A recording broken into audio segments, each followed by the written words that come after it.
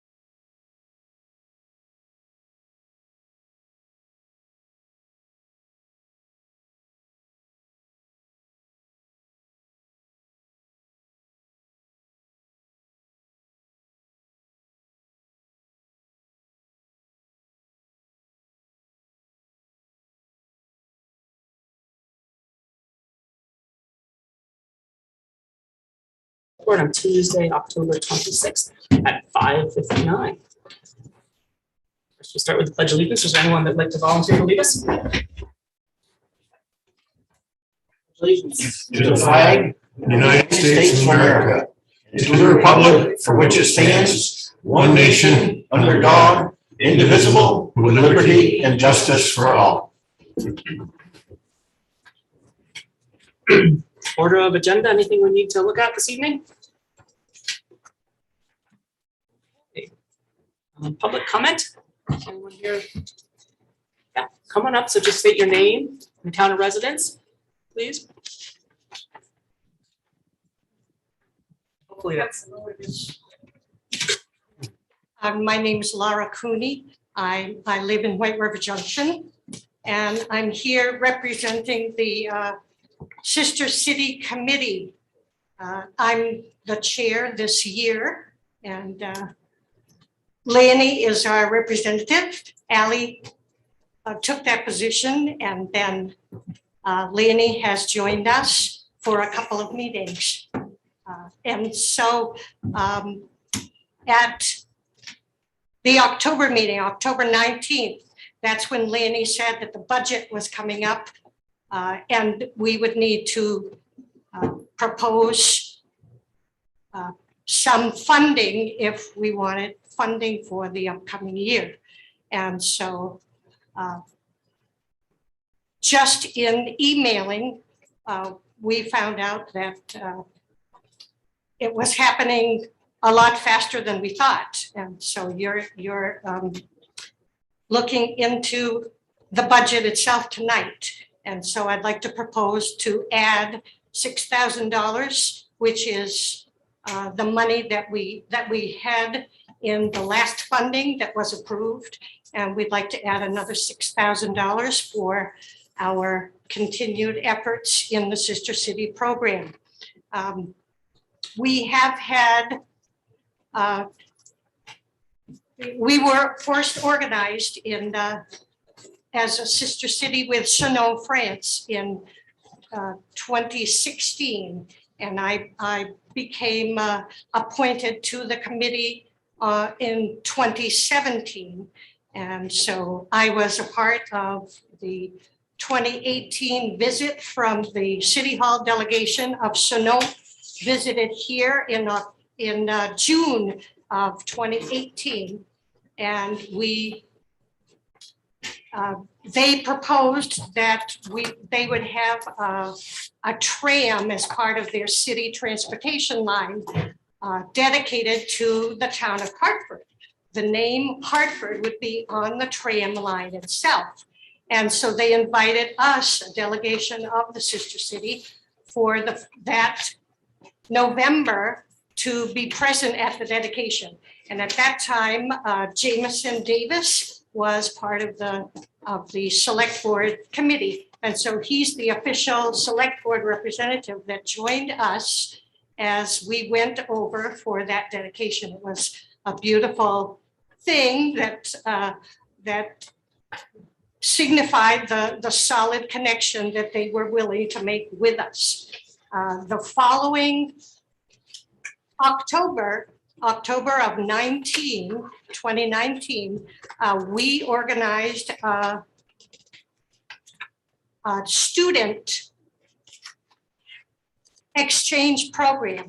And so 3 students from Sonneau, from a VOTEC school in Sonneau, and 2 teachers. One was the English teacher, the English as their foreign language, and the other was in the School of Cosmetology, where one of the students was training in cosmetology. Another one was training in business administration. So they spent 5 days in the Hartford School District. They attended classes at the Hartford VOTEC, and they also attended classes at the high school, you know, in the French classes, telling what the American students, you know, answering the American students' questions about what life was like in France. And so that was a very, very worthwhile program, and they enjoyed it all very much. we have all of this documented on a Facebook page. We have taken photos, and so if anybody wants to go to the Hartford, Vermont Sister City Facebook page, you'll see a video log of the things that I've been talking about. But and then the pandemic put a hold on everything that we had been working on.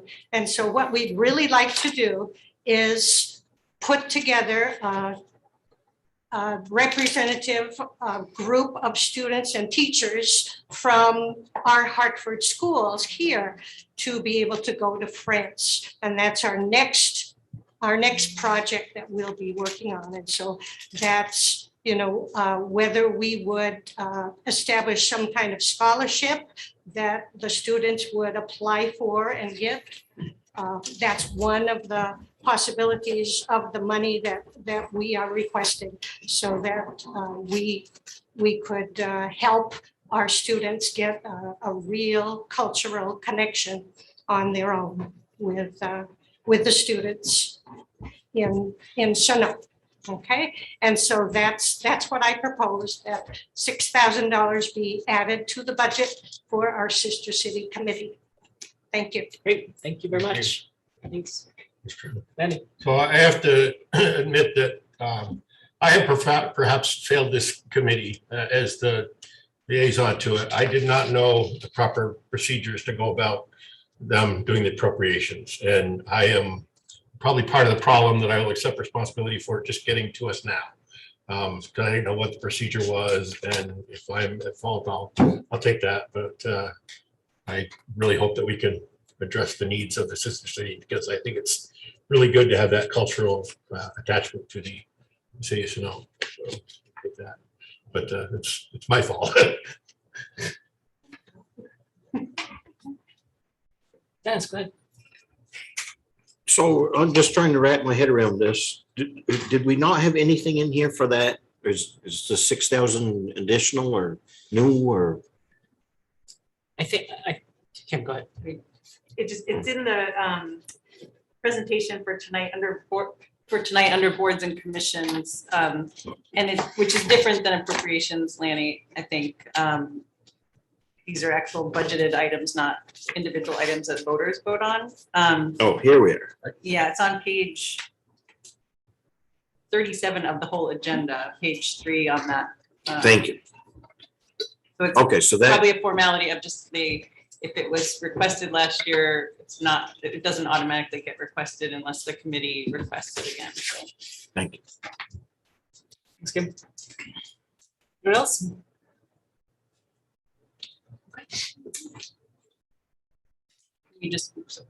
Can we just bring that up when we get to that section of the report? Sure. Sounds good. Any other public comment or anyone online, Kim? No hands up. Okay. Thank you. All right, so Wait, a hand just went up. okay. Can you bring over Brett Mayfield or William Mayfield?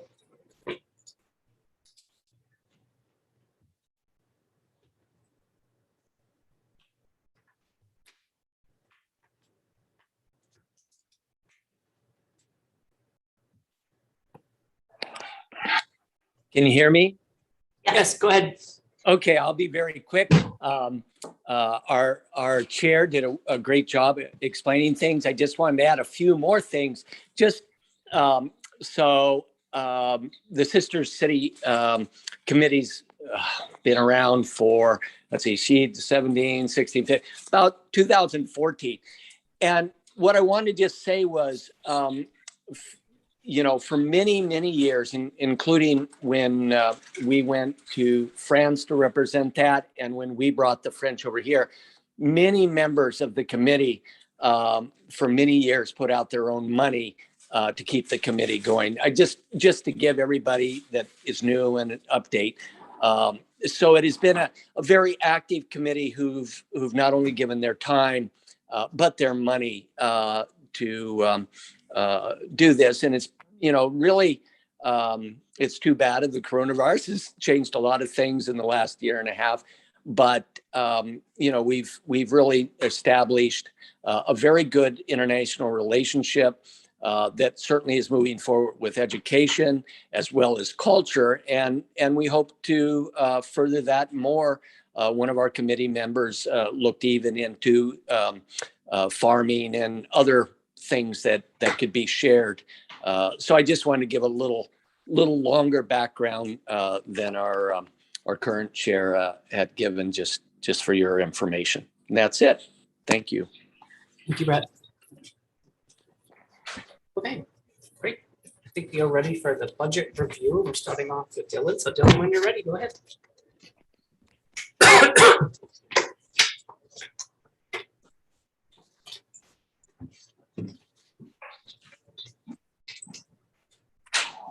Good. Perfect. All right, thank you for having me. We'll get right into it. We get the next slide.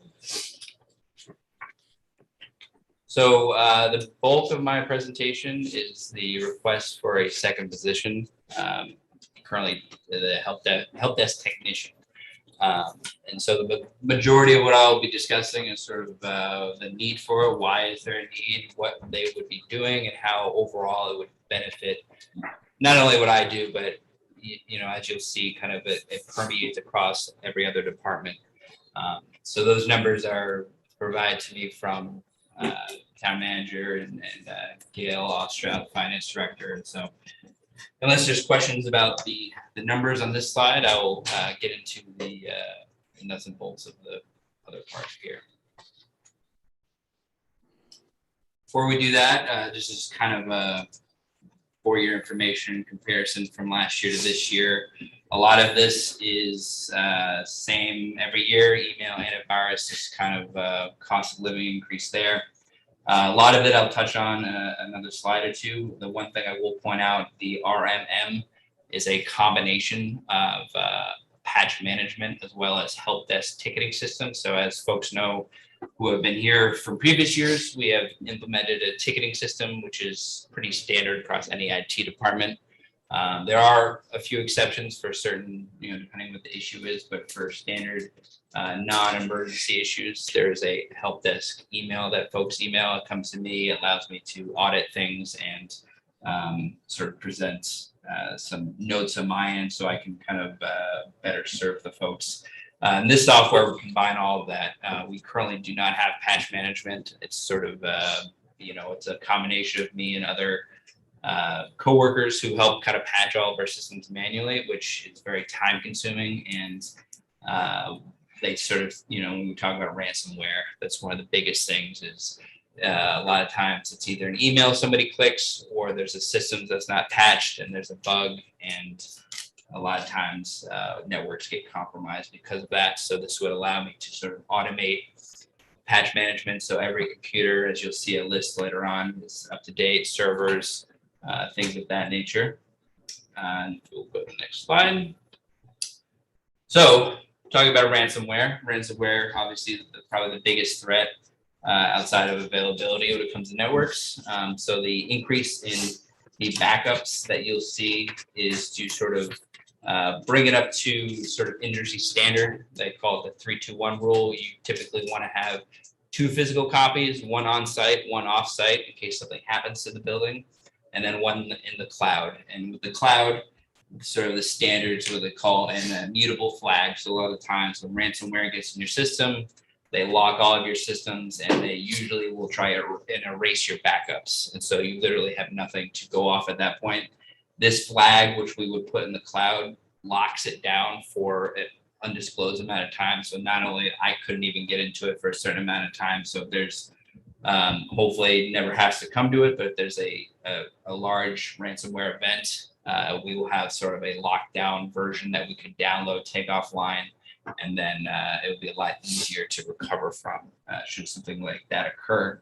The 2 other main pieces, there's a company called Darktrace. They have what's called an intrusion prevention system. The best way I explain that is if this kind of the bouncer inside of the club that you go into, the firewall is more like the door. It's not as intelligent. This device kind of questions what devices are doing, and if there's something out of the norm, I get alerts. The example I have is our CAD system. The vendor has a remote tunnel to public safety, and they're the only ones that do because they need to help manage that software. And so this device would give me an alert if something connected over a different tunnel that's not that vendor. So that kind of gives you an example where, you know, you could get hacked and your firewall would say, oh, they have access, but this device would say, well, no, they don't. They've never had it before. This is different. You should look at it.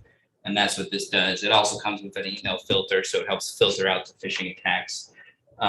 The second piece of that is the new to this year, the security awareness.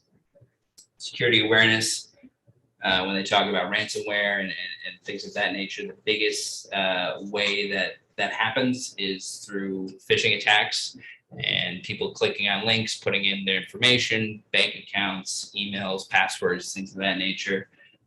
This would allow me to sort of evaluate sort of the folks who maybe need a little bit more training on what to look out for.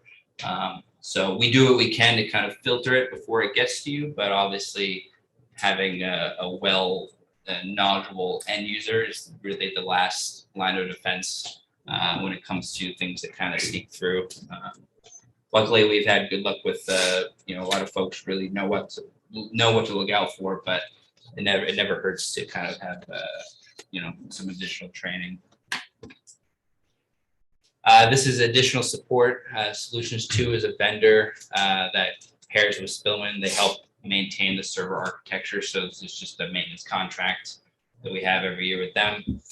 The network engineer design support is kind of a ratio between, you know, we have building and public safety that runs 24/7, 365 days a year.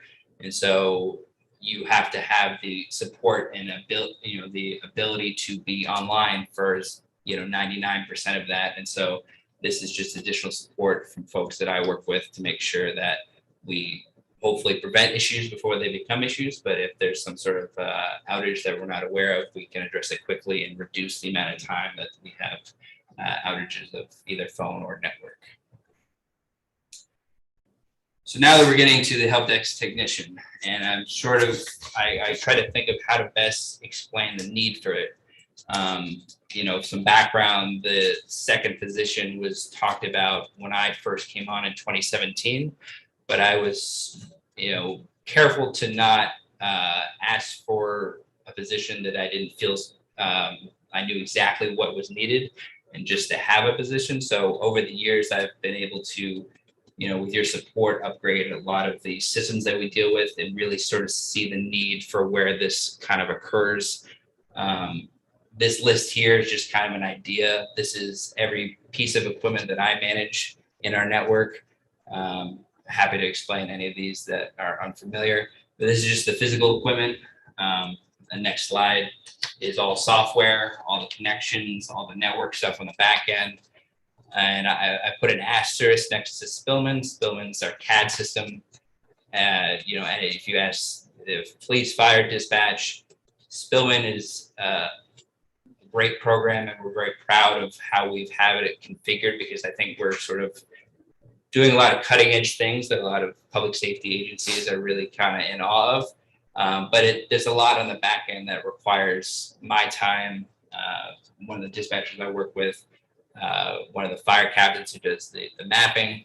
And so it's a very involved program that takes up a lot of time. And then on top of that, we have, you know, the Office 365 for every user, Word, Excel, things of that nature. So that's kind of information to get a better idea. And so the last slide is sort of, you know, kind of broad strokes.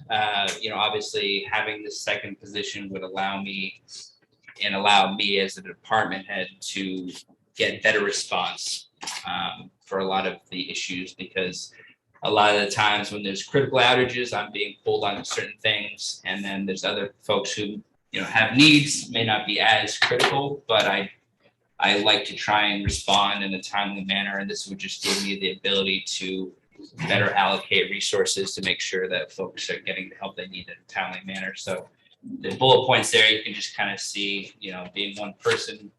Currently, I am the help desk technician. I'm the network engineer. et cetera, et cetera. So this would kind of spread those responsibilities across another person.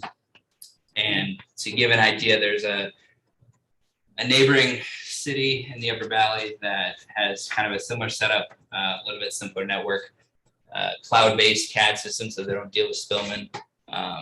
And in terms of my role, about similar size, they have my position and they have 4 technicians that one is dedicated to public safety. And so I think in order for me to kind of bring things to the next level and provide the service that we're able to provide with your support, as well as my coworkers, this is sort of the biggest next step in order to kind of take that leap. I do know, obviously, that, you know, there's other positions that need across the town. So you know, that is definitely not lost on me, and I appreciate your consideration. And I think with that, I will answer any questions that you have. Thanks, Dylan. Any questions? Okay, go ahead. Thank you. Thanks, Steve. So what, if this isn't until the 23 budget, what's the soonest? I mean, I know we've talked about having another IT person since I've been on the board in 2018. So it's great that we're finally getting there, but does this mean that you still won't have that support until July 2022? So for this position, correct, yeah, you know, obviously when the budget, you know, when it does pass next, you know, when you guys vote on it and it passes, that would be the case. You know, there are things, you know, if you look back a few of the slides, a lot of the contracted support are for the big things, and that's the important stuff. That's the availability, making sure all the networks are online, you know, the big outages are taken care of, you know, the upgrades are done. This is more, you know, for, you know, when I'm being pulled into a different building and someone, you know, for example, one of the DPW buildings across town needs a computer set up, someone can run over and do that. You know, and the PD can also speak to this, but they're currently working on a dedicated position in public safety to help triage a lot of the, you know, night shift people who have issues and like mobile tablets, their batteries die. A lot of times I get emails about it, but you know, they're not on shift when I'm on shift, so it's kind of tracking people down. And so that person, you know, I believe is already in the budget. They just put out the advertisement for that, and so little pieces here and there that I think kind of, you know, put us in a good position to be prepared to bring on this next person and kind of take everything to another level. I locked myself out of my computer today because I tried to change my password in the wrong way. And I had to text Dillon, who was in a meeting. And I had a laptop so I could log on and do other work there, but I had to wait for Dillon to get out of his meeting to unlock my computer after I messed it up. And I think if we had a help desk technician, that's something that person could do. And I think that happens to Dillon pretty regularly, that, you know, it's something simple like my laptop is no longer talking to the printer, or my card key somehow got demagnetized, or I locked myself out of my computer changing the password. And he's in the middle of, like, you know, super fancy IT stuff that I know is important. But here is one of us calling him, asking him to reset our password. Yeah, I do not dispute in any way, shape, or form that this is more than a one-person job that Dillon has been doing for almost 5 years. I just have one more question, which is for that 3-2-1 rule. So currently things are done, there's an on-site backup, off-site backup, and cloud backup for. So we have 2 copies currently that are in public safety. And so I would like to move one of those to this building. So again, you know, the hypothetical is very obviously rare, but in the event of a flood or some sort of natural disaster, we have a copy here. And then we have one vendor that is cloud-based, so we do have a copy in the cloud, but I want to utilize the increase to put it into a compliance, CJIS compliant, criminal justice information system compliant setup, which would allow us, because right now there's no flag that I talked about. So this would literally, you know, someone could lock this down for say 7 days and I couldn't get into it, our vendor couldn't get into it. And so like I mentioned, if something really bad were to happen, we would just take that copy offline, wait the 7 days, and then we'd be able to restore everything back to normal. Thanks. Else, questions? Any? Yes, thank you. So a couple of questions for you, actually. So what is your average response time right now to help desk requests? Honestly, I obviously don't time it myself. I think I'm fairly quick. It just honestly depends on, if for example, if the phones are out in public safety, I'm going to be a little bit longer, depending on what it is. Like day though? I mean, do you get it done that day or do you get it done next day or?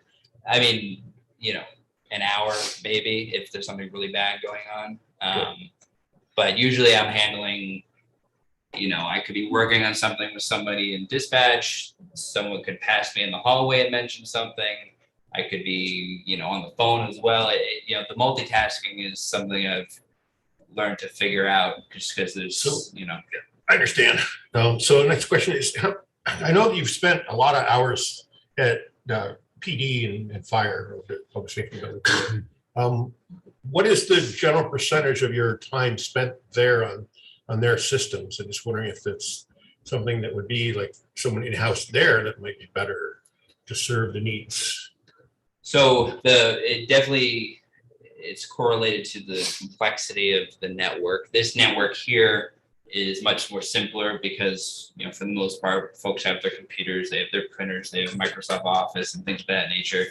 The way the system works in dispatch is much more complicated when, from the time a call comes in, gets dispatched, gets sent out over different systems. There's mobile tablets in the cars, there's all sorts of back-end types of connections. So I'd say it's probably 75-25 in terms of the ratio of times I spend. Luckily, being in IT, I can do the majority of stuff remotely. So if I'm stuck at public safety doing something and someone needs something over here, I can usually do a screen share with them and take care of it. But the position I mentioned, they are looking to have a sort of tier 1 level IT person that's in this budget that they're looking to hire to help kind of triage the little things and make sure we're on top of all the issues. And then this second person would be kind of a floating person like me.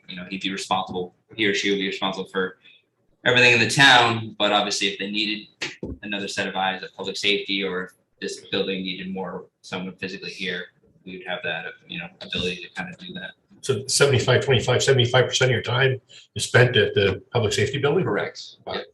That's a considerable amount. Okay, and then next question I guess I had, is there any systems that we currently have within the town of Hartford that would benefit from being updated? Then if we updated those systems with newer systems, would it save your time or an IT person's time on the back end of it if you invested up front? So the two things I would say to that is that RMM software I mentioned, which is the ticketing system, patch management, and remote desktop support. Currently, we use a free program, which I'm a big fan of. It works very well, but there has to be this conversation every time you call me and for help. I say, go to this website, download this program, put in this code. And it just adds time to, when people just need their stuff figured out. So with this software, we would install it on this computer, that computer, and you would call me and say, I have this sort of issue. I would click 2 buttons. I would be looking at your computer, and then we'd fix the problem, and then it would solve the patch management. There is a server project that I won't get too detailed about, but the police and fire and dispatch have that funding for that kind of spread across those 3 departments. That is to upgrade the core server infrastructure in public safety to be able to handle the increasing need for more cruisers, more tablets, more users on the system. We support Norwich and Windsor currently. They work through our CAD system. There's sort of ongoing discussions with other towns that want to come on through us because, like I said, before my time, this infrastructure was put in place, and from the public safety standpoint, a lot of folks look to us as kind of the cutting edge in terms of what we do. I know there's state of Vermont employees who have the state of Vermont version of that software, and they come in and they see what the men and women in that building do every day in terms of the response times and the plans that they have set up, and they're kind of in awe of what they're able to accomplish. So I think we're kind of on an upward trajectory where it's definitely not going to slow down. If anything, it's going to increase in complexity and size. And so that project kind of addresses, the need to kind of upgrade those systems. And then one last thing, and I think that we as a select board need to keep this in mind for anything that we have, especially when it comes to new positions within the town. Because we have to ask, it's a difficult question to answer, but I'm going to ask it anyways. What is the benefit to the taxpayer or the citizens within the town of Hartford for this new position? Because ultimately, anything that we do or anything we approve should in a way have a benefit to the taxpayer. I know it's not a direct impact to the taxpayer, but how does this indirectly serve the taxpayer of the town of Hartford? I would say, yes, you're correct that obviously it's not a sort of front-facing benefit. It's more of a behind the scenes, as I mentioned, in terms of the faster that I can work with this other person and get them up to speed, the faster, it's sort of adding another person to address internal issues quicker. And so a lot of those times, especially with dispatch, those issues never see the light of day, and the people in the town aren't impacted by those. But the stuff in this building, especially in DPW, the better they can do their jobs at the end of the day, and the help that we're able to give them, the faster we're able to give them that help. I think it just provides a better customer service to the people in town. And I think you'll, once that person's up to speed, it'll be very evident about how much more we can do with just someone other than myself. Thank you. Tracy? Dennis, go ahead. Thank you, Mr. Chair. Yes, I have a few things on my list here. First off, I just want to say I'm the total exact opposite of an IT person, so I don't know enough to know here, so I'll ask some probably terrible things. But I'll proceed at great risk. So a little while ago, I think you mentioned that this is a big leap. It is a big leap because it's just a few dollars under 100,000. So it's quite a leap. And so what was rolling around partly in my head was the salary for this position was raised. I think it was almost doubled here just a few years ago.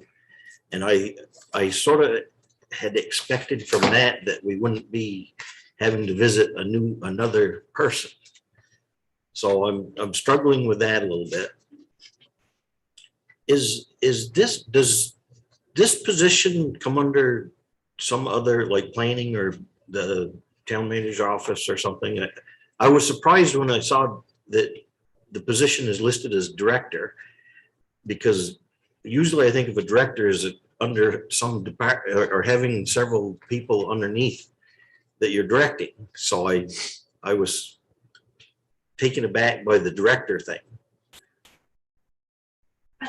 Dennis, it's a little uncomfortable for Dillon to answer a question about his own position and his own title. Yeah. So a director is somebody that has a scope of work that is large and complex, and in a town this size, we might not have a large department, but they have a kind of niche set of specialized skills and knowledge that they need to bring forth to lead a charge area of the town. So for example, we refer to our HR person as an HR director because she encompasses everything HR. Not to pick on the clerk who's going to be up here, but she's a two-person crew, right? But she's still the town clerk because everything that falls under her umbrella is directed by her, and she has ownership of all of the things that have to happen, all of the regulations and requirements. So I know a few years ago, one of my predecessors really acknowledged that as the town is growing and our IT systems are growing, that we really were moving into someone who directs information technology for the town. And now, especially as we look towards the complexities of all the different systems that we have going and all of the different issues that are coming in terms of cybersecurity, now we really do have somebody who's directing a lot of people's work, both unofficially and now hopefully officially with a help desk technician to get all of those little things. It's terrible to talk about people in terms of dollars and cents, but it is less expensive to pay a help desk technician than to pay someone with Dillon's knowledge and skills and experiences to unlock my computer when I mess up my password and lock myself out. But so that's kind of the history of where that all kind of came to be and why we use the word director. Okay. A few more things. Yep. I had wondered, you know, as far as a possible different option, if a contractor type, like probably not Geek Squad, but something like that, if that was considered.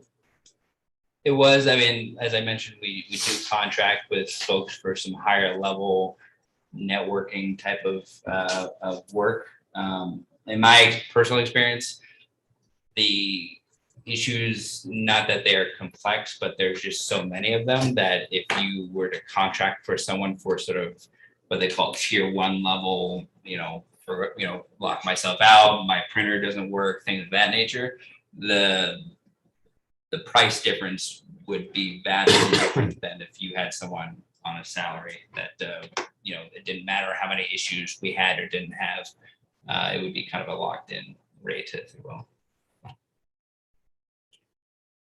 Thank you for that. How about, where would this person, is there an office, or we have to have another office, or would that person travel, have to have a vehicle or any of that sort of thing? We would get him, he or she, a computer, probably a phone, just like me, for being on call. There are 2 desks upstairs. I don't frequent that one very often, as mentioned. I'm a lot of times in public safety, but we do have desks and offices available. I'm confident that we'd find a space for them. So they wouldn't need a vehicle? No. Okay. All right. Well, I am struggling with our budget this year. I've struggled in the past. That's not new news. And it comes down to people's ability to pay. And it's just, I know we have all these wants, needs, and so forth, but when it comes down to it, we're going to potentially be raising taxes. And we haven't even talked about the climate action plan yet, what we want to implement for that, that's likely going to cost more. And so these are things that are on my mind. Thank you very much. Dennis. Joe, go ahead. Thank you. I would, excuse me, first say that I can appreciate your apprehension, Dennis, as well as yours, Lynn. But I come to the realization of you're going to have to pay me now or pay me later. And this is what I mean by that. Dillon is the only one in his department at this. And I apologize for disclosing this, but Dillon was sick for a little bit. And when he was gone, that was it. We had no one to back him up. Ask Baltimore, ask Port St. Lucie, what happens when ransomware hits and you have no ability to pay? You're stuck. And so I think the taxpayers would pay for, in essence, insurance for this not to happen. I appreciate you exponentially, Dillon, and you being away for a little bit made that even more clear. And I am all for a second person just because of that. And it made it more real when you were not here, and how much you do and what you have given to this town. So thank you for that. And I am for having a second person on board. Thank you, Mr. Chair. Mike, go ahead. Thanks, Mr. Chair. I'm fine with the idea of a help desk technician. I think that'll be very helpful and will free Dillon up to focus his time on more important things. What I'm trying to understand, looking at the numbers for salaries over the past few years. So in 2020, 62, 2021, 90. Is that all? Was that just for Dillon essentially? Was that like, were there other people in the department with the salaries then?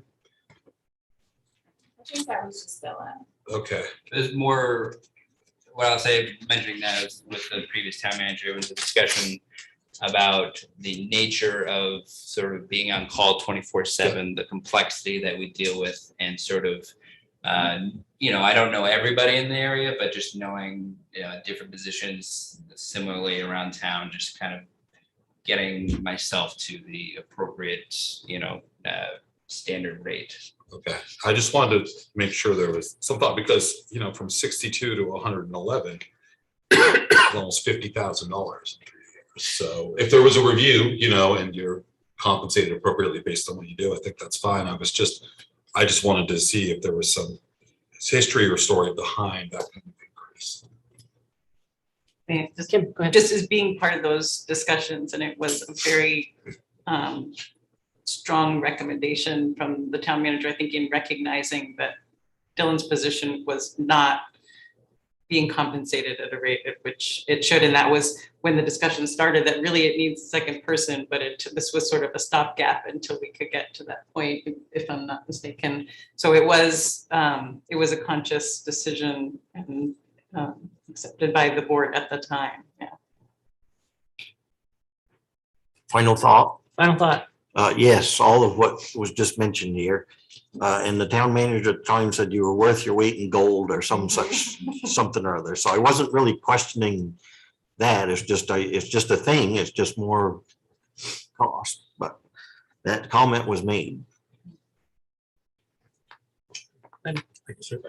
I do have one question now that was brought up about the salaries. So we're paying Dillon 110. We're looking at bringing somebody on for 52,000. Are we going to get someone who has the qualifications that we need in this town for $52,000? Because if Dillon is worth his weight in gold, I'm not interested in buying somebody that you can only get their weight in feathers. I'm sorry, what? But I really, I'm not gonna find someone. what I'm saying is that if we really need to get somebody with the qualifications to do this job, are we going to be able to get that person for $52,000 a year? Is it 59? So 50, what is the number? 50, 59? 59, well, 59, but still we're talking about somebody that's, if we're paying Dillon 110, we're talking about what I think should be a $70,000 a year position to have the qualifications we need. And maybe you can explain, Dillon, whether this person's, the level of education this person needs, the level of on-the-job training that they need. I mean, can we get somebody that's like a kid out of college with an IT degree, or what are we looking for a person to fill this role? So when I discussed this with Tracy and Paula and Gail, obviously they had came to me about my thoughts on what would the starting salary be. And in my experience, I started around there in 2017, so that was my starting point. But my experience, the sort of tier 1 level help desk technician type job, at least in this area, the rate that we're proposing is higher than the rate that I would see being advertised either from the colleges, the hospitals, any big organization that requires this type of position. And in my mind, it's more a strong position for that tier 1 level, but there is, I'm hoping that it attracts someone that is hungry to kind of, have sort of that upward trajectory that I've had. There's, we can have a whole discussion about certifications, and sort of the tier 1 level certification is A+. That probably would be going on the job description as desired. But to answer your question, it's in my experience, the proposed salary is considerably higher than what I've seen advertised in the area. However, I'm certainly not the expert when it comes to that sort of thing, so I'm more than willing to have that type of discussion. I just question, because we all hear in the news nowadays about how difficult it is to get professional help. And I'm really concerned about the fact of, if we're not going to be competitive enough with someone with this kind of skill level that we need, for this salary. And I'm not saying that I want to spend more money on somebody, but we got to think about whether we're going to be able to get the person that we want for this salary. And I'm a little nervous about that considering the current job market. And if we're going to put this money in the budget and this position is going to be unfilled, that concerns me, because it's not what I would see as a salary for someone that is going to have that much experience to do all these tasks that we're going to ask them. So, thank you. I just want to echo Joe's words of appreciation for Dillon. And also, as Dillon mentioned, there are many towns that are smaller that have, 3, 4 people that work under them. It's not a single person department. And I also want to mention that even as recently as last year, there were some attacks in Norwich where they had some problems. So this is here in the Upper Valley. It's big money. So I think money spent on a position, and who knows, we're going to throw it out there and someone's going to apply or not. And if they're qualified, we move them through the process. But it's hard to say what's going to happen if this is the right salary, the right match. But first of all, it has to be voted on and passed. And then once we get to that point, we can decide if there is a candidate out there, and that will tell us. So, thank you, Dillon. Thank you. All right, next up. Next up, we have Joe Turner, Assessor. Thanks, Joe.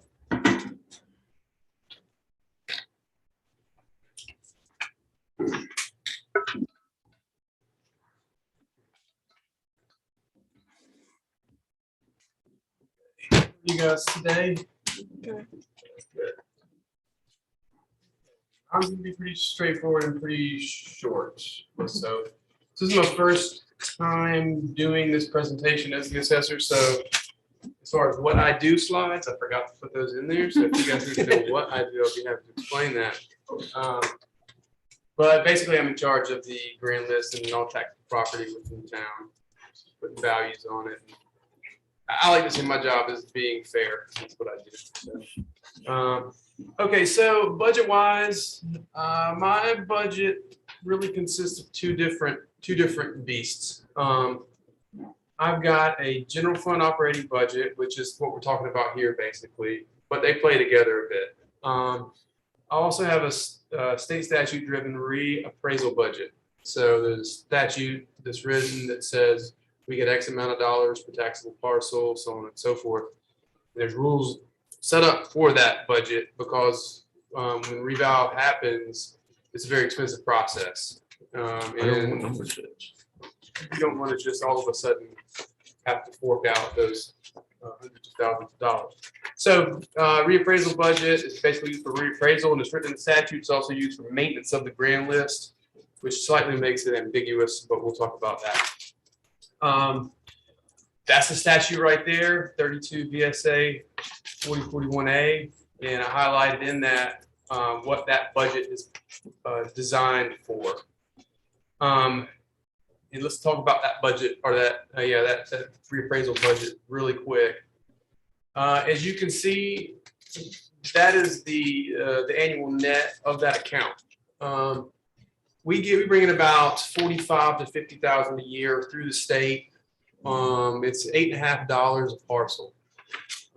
Quick math on that one, and that's about what we get through the state. There's interest associated with it. But the slide that you're looking at right now, we revaled in 2017. So you see what happened there, and I contribute the loss in that net in 2016 to that reval as well, because you're prepping for it. You put money on to the reval at that point.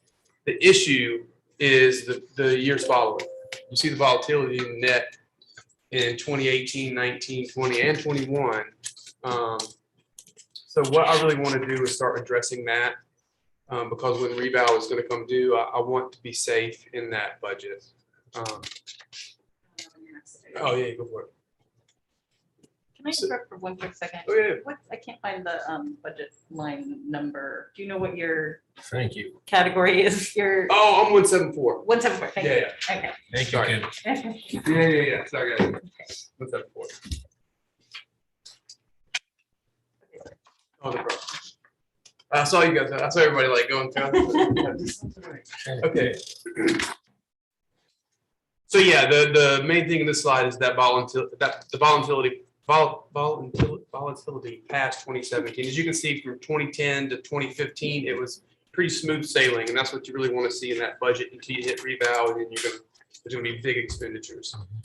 Okay. And this is kind of what I'm wanting to guide these accounts by. And the reappraisal costs associated with the reappraisal, okay, this is what I think should fall into that category. This is what money should come out of that reappraisal budget for. Fees associated with townwide reappraisals, as you guys know, are not. When it's time to do a reappraisal, typically towns hire contracted services. I'm trying to get away from that. It's going to take me some time because there's certifications through the state. They have to allow you to do that before you're able to do that, and that takes just a process. So my goal is to be able to do that, but until then, we're going to have to hire contractors to do a reappraisal for us. And I think that is one of the primary activities that should come out of that reappraisal budget. Also, things such as aerial photography, and I could give you guys an hour-long session on aerial photography, how important it is to assessment, street-level photography. You know, Dillon was up here talking about technology and, you know, what he does. Assessment's moving in that direction too. Soon, fingers crossed, we won't be knocking on people's doors and saying, hey, can we come in and look at your kitchen? We're going to have aerial photography showing this information for us, so we're able to do more work at our desk. It makes things more efficient. I don't know if you guys have ever logged on to Lebanon's tax site and some of the aerial photographies they have some really incredible oblique imagery that hopefully we will be able to incorporate at some point. Other things that I see appropriate to come out of this account are unforeseen fees, legal fees due to appeals, things of that nature that we have no idea about. I can't tell you that I'm going to have $15,000 in legal fees next year because we just don't know yet. So I think that by using the funds in that budget would cover that and protect the operating budget a bit. Okay, so in a nutshell, this is what you got. This is 22 approved. It's what I'm asking for 23, and the difference in that outside column. The two I highlighted are the major differences. Everything else is a smaller scale. Health insurance, that just comes because my predecessors did not have health insurance in the town, and I chose to do that. So that's where that fee's coming from. That's in my budget. And contracts, the increase in contracts expenditures are basically the results of me not putting my hand in that reval budget. I know these fees are going to be there. I know how much I'm going to have to pay my contractors, and I would consider that an operating budget and not a revaluation process. So that increase in 11,000 that you see up there is basically me saying, okay, I know that I'm going to have to pay my software vendor 17,000. So why don't I go ahead and write that into my budget? And in the last few years, it's kind of been taken out of that reval budget a bit. And you know, my position is that it shouldn't, because we're not going to like that bill when it comes due, and we're going to like to have that soft account. Okay, well, in closing, after you take the differences out of those two accounts that we just highlighted, my budget only increases 2.5%, and that basically is contributed to salary and some of the other cost of living stuff and general increase in value. So it's really not too far off once you look at the difference outside of those two accounts. So, yeah, that's it. So if anybody has any questions, here I am. Yes, go ahead. Start over here. Start with this, that way. Thank you, Mr. Chair. Someday we'll start in the middle. That would be you. Thank you for all that information. I'm hoping to learn more about the possible contractors for the reappraisals or whatever. We just, within the last few years, did away with the listers. And I've said publicly before that being a lister would be on my anti-bucket list.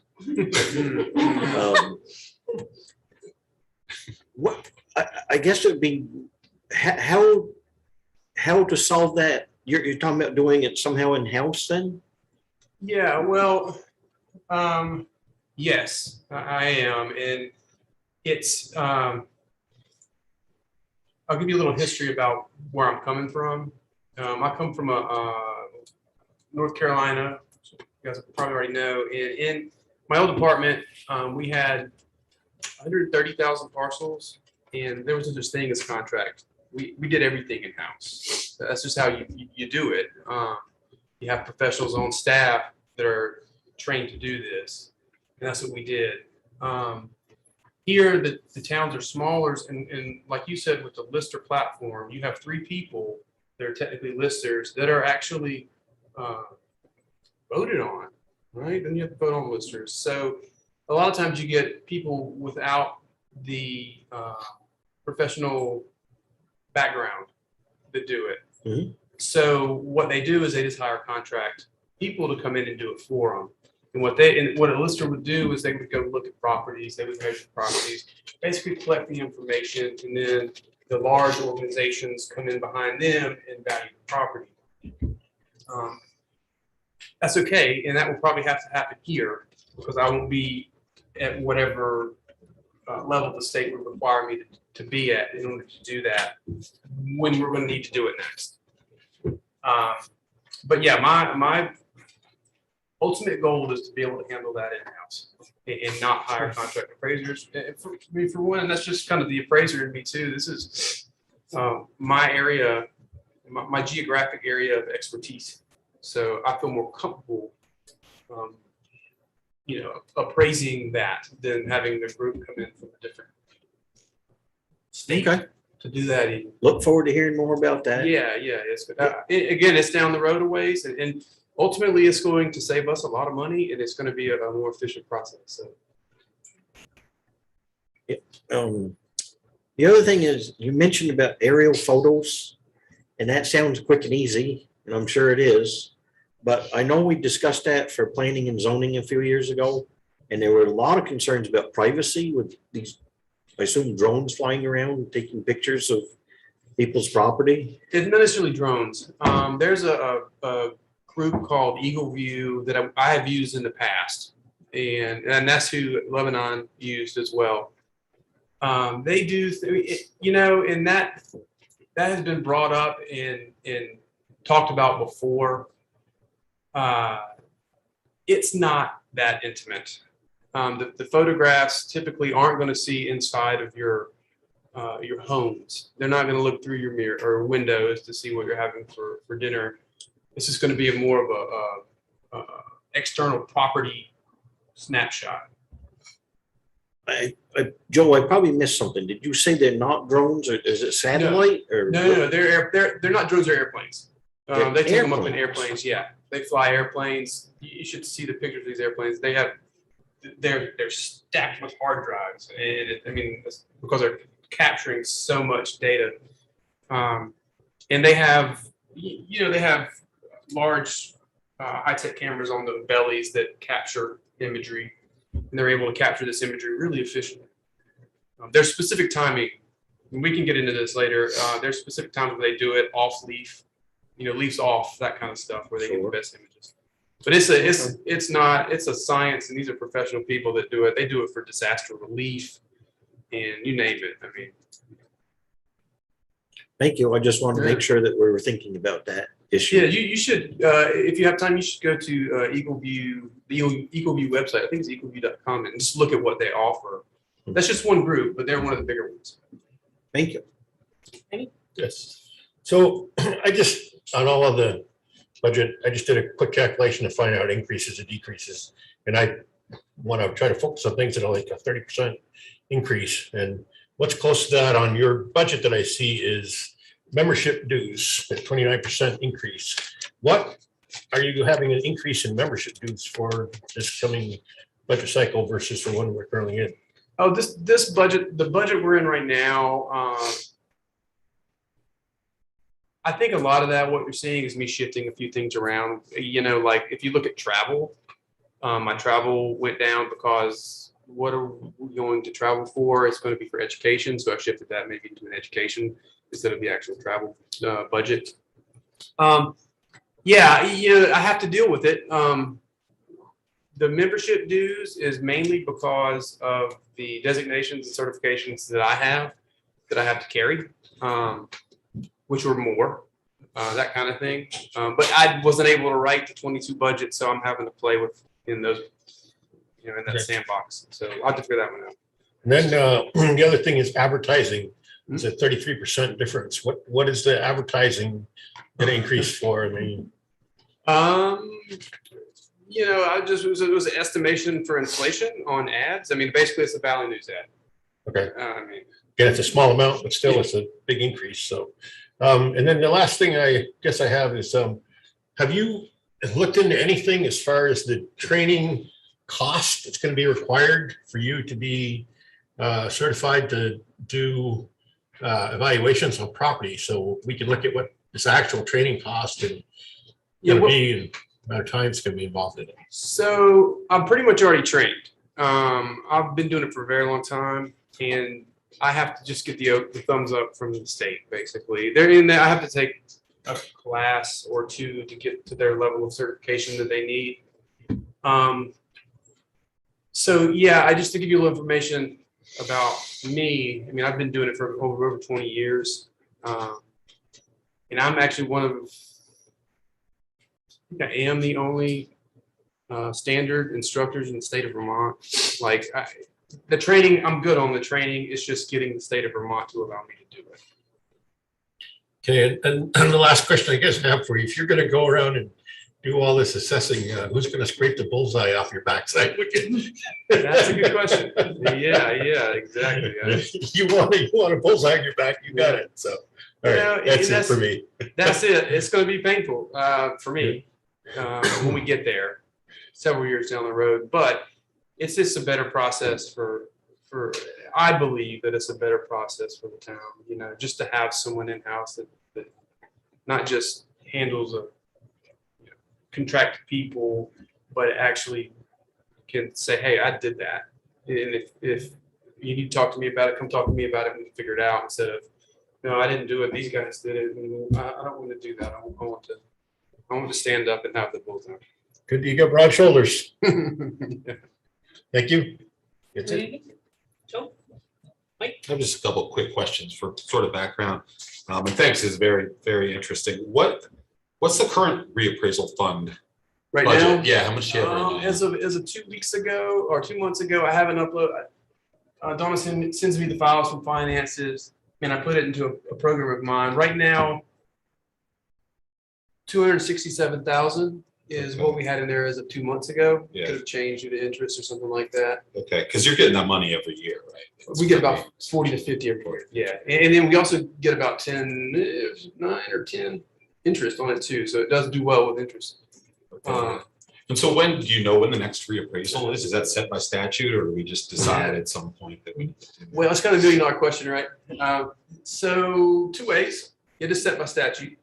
Vermont PVR, which is Property Valuation Review, can force our hand if our ratio, which is a common level appraisal, drops below 0.85 or goes over 0.1 or 1.15. Okay. Or if our coefficient of deviation goes beyond 20%. Sorry, I'm laughing because this is usually when you kind of lose me. Yeah. So we have a COD, what's called COD, and that's just different ratio to judge assessment levels. If that goes above 20%, they can call for it as well. Okay. We have a year after they call for it to get it together. Or if I come to you guys and ask for it, it would be up to you. I could say, hey, we might want to get in front of this because it's coming, and we can do it this way, this way, and this way, and then it would be up to you to say yes or no. So it's either by statute or it's by the decision of the select board. Okay, great, thank you. Should we be establishing a reserve fund for that in addition to the statute required fund? I thought about that. I think we're okay right now. Okay. As long as we don't play with it anymore, as long as we can keep our hands out of it, I think we'll be okay.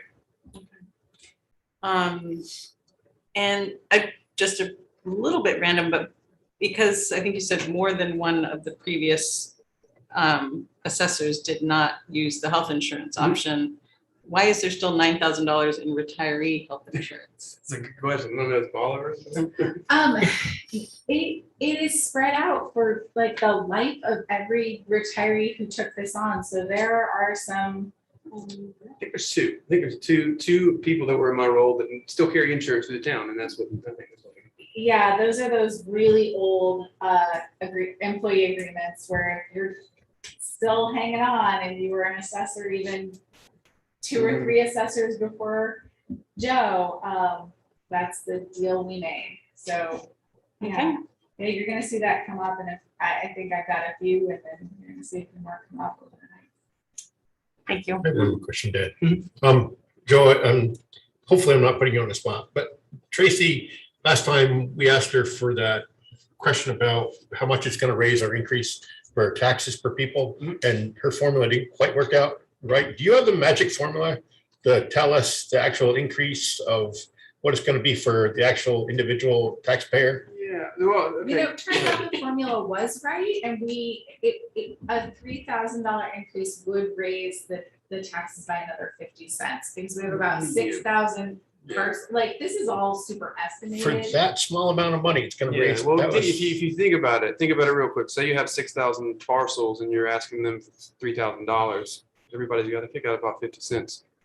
But I mean, that's median house price. All these increases are ad valorem, so they're according to value. So if your property's $100,000, your 50 cents is going to be more like 15 cents. If you're 3 million, your 50 cents is going to be a few bucks. You know, that kind of thing. So. It just like, okay, it just didn't seem like and even Tracy said it didn't seem like that was a correct number, so. Yeah. If it's correct, it's fine. And these numbers, like Tracy was saying, these numbers are, they're rough estimates. I mean, we put some math behind it, trying to figure out, grand list increase and some other things, but,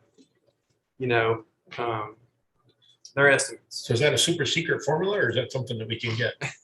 It has multiple tabs, many of which are locked down, even from me, because they have Joe's work on the background. So it is a pretty complicated spreadsheet in terms of Excel that we can look at locking down some more, but like I make errors on it all the time in terms of which items you can move around. So he just kind of did it internally for us because Munismart doesn't allow us to move that quickly. I can see what we can do, whether or not we can make it a little bit more user friendly. As you well know, Tracy, I asked you for a copy in Excel of the budget, and I just like to be able to make those calculations myself while I having to ask the question all the time. So if I could have that formula, that would help me without having to ask all these questions. Yeah, it's not just a formula, it's a workbook with like multiple tabs that are connected. So just if you're an Excel junkie, it's okay, but if you're not an Excel junkie, you might want to run away from it. I'm kind of an Excel junkie. Okay. Yeah, there's several variables associated with it. When you're coming up with one number, you're looking at your appropriations, that's manipulable, and Yeah, so let's see what else we can do to kind of make it a little bit more user friendly, not just Joe walking to my office. I know that Gail had something that seemed like it was straightforward when we did the budget. Well, whenever the select board wanted the budget with her, so maybe she could help out with that in terms of getting something a little more user friendly. So that's all I have. Thank you. I just like to be able to follow along with the bus. So. yeah. Thank you, Joe. You're right. Thank you very much. Great job. All right, thanks. All right, so Tracy, over to you when you're ready. Y'all holding on in there, over there? Doing okay? Could it be? Yeah. Okay, so I split my presentation up into 2 groups. This is the first one. So this is the town manager group, the municipal offices and tax collection. So here we are with the town manager's offices. For the town manager group, we're still kind of playing around with the name, depending on who you talk to.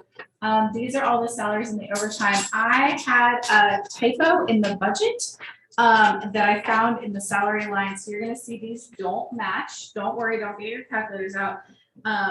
I inputted the fully burdened costs in the draft budget, and I needed to just put in the salary. So I read the spreadsheet from HR wrong. So these are actually lower, which is kind of good news. You're gonna see that there's your retiree health insurance for some of our retired former town managers, actually. Salary and overtime and benefits in this group include 70% of my salary. The other 30% move across the enterprise funds. 65% of the administrative assistant salary, 35% of that resides in tax collection. The HR director an executive assistant position, the environmental sustainability coordinator, and a new position, which is a part-time benefits technician for 15 hours per week. So the increase is the part-time benefits technician and the environmental sustainability coordinator minus the wellness coordinator, because that's now a contracted position with HCRS. So we had that put into the 22 budget. That came out, and those two positions, the part-time benefits technician and the environmental sustainability coordinator, went into that budget. Speaking of the part-time benefits technician, we're looking for someone. We have over 100 employees at this point. And what we've seen is there's an increase in onboarding and offboarding, insurance changes, workers' comp, light personnel issues, updating manuals and policies and procedures. We're getting more calls in for training and more cohesive training. So this person, if they had some downtime in terms of those tasks, could also do some research around training, coordinating training, booking rooms for training, all of those sorts of things. And then when things were really busy around the spring and summer, when we bring on, say, the summer camp staff, they would be really focused on that. So it's only a 15-hour-a-week position right now, because we think that that's about how much extra time we need from another person. Ooh, this is hard to do by myself. Okay. Here are, I didn't take this by the book in the book, because there's these things and then there's all the contracts. So I wanted to bring up these first. We have a little increase in our membership dues. We're updating our membership for the Society of Human Resources Management, both because we have that new benefits tax. We'd like to make sure they have resources available to them. And the upgraded membership gets us more resources in terms of classes and trainings and things like that. Equipment operation and maintenance operations went down. I declined to take on a new laptop. So me and this clunker over here, we're gonna hang out for another year and it will be okay. And then we've got an increase in the employee awards banquet, employee awards and banquets. We have more employees reaching longevity. So with that comes our longevity program. So depending on how many years of service, you get a small check of appreciation and a plaque or a clock. So we calculate who we anticipate coming up in longevity and bring those numbers up in accordance to that. We also have in years past done the employee banquet. COVID has really thrown a wrench in that, but we're hoping for this year we can actually have people in a room together.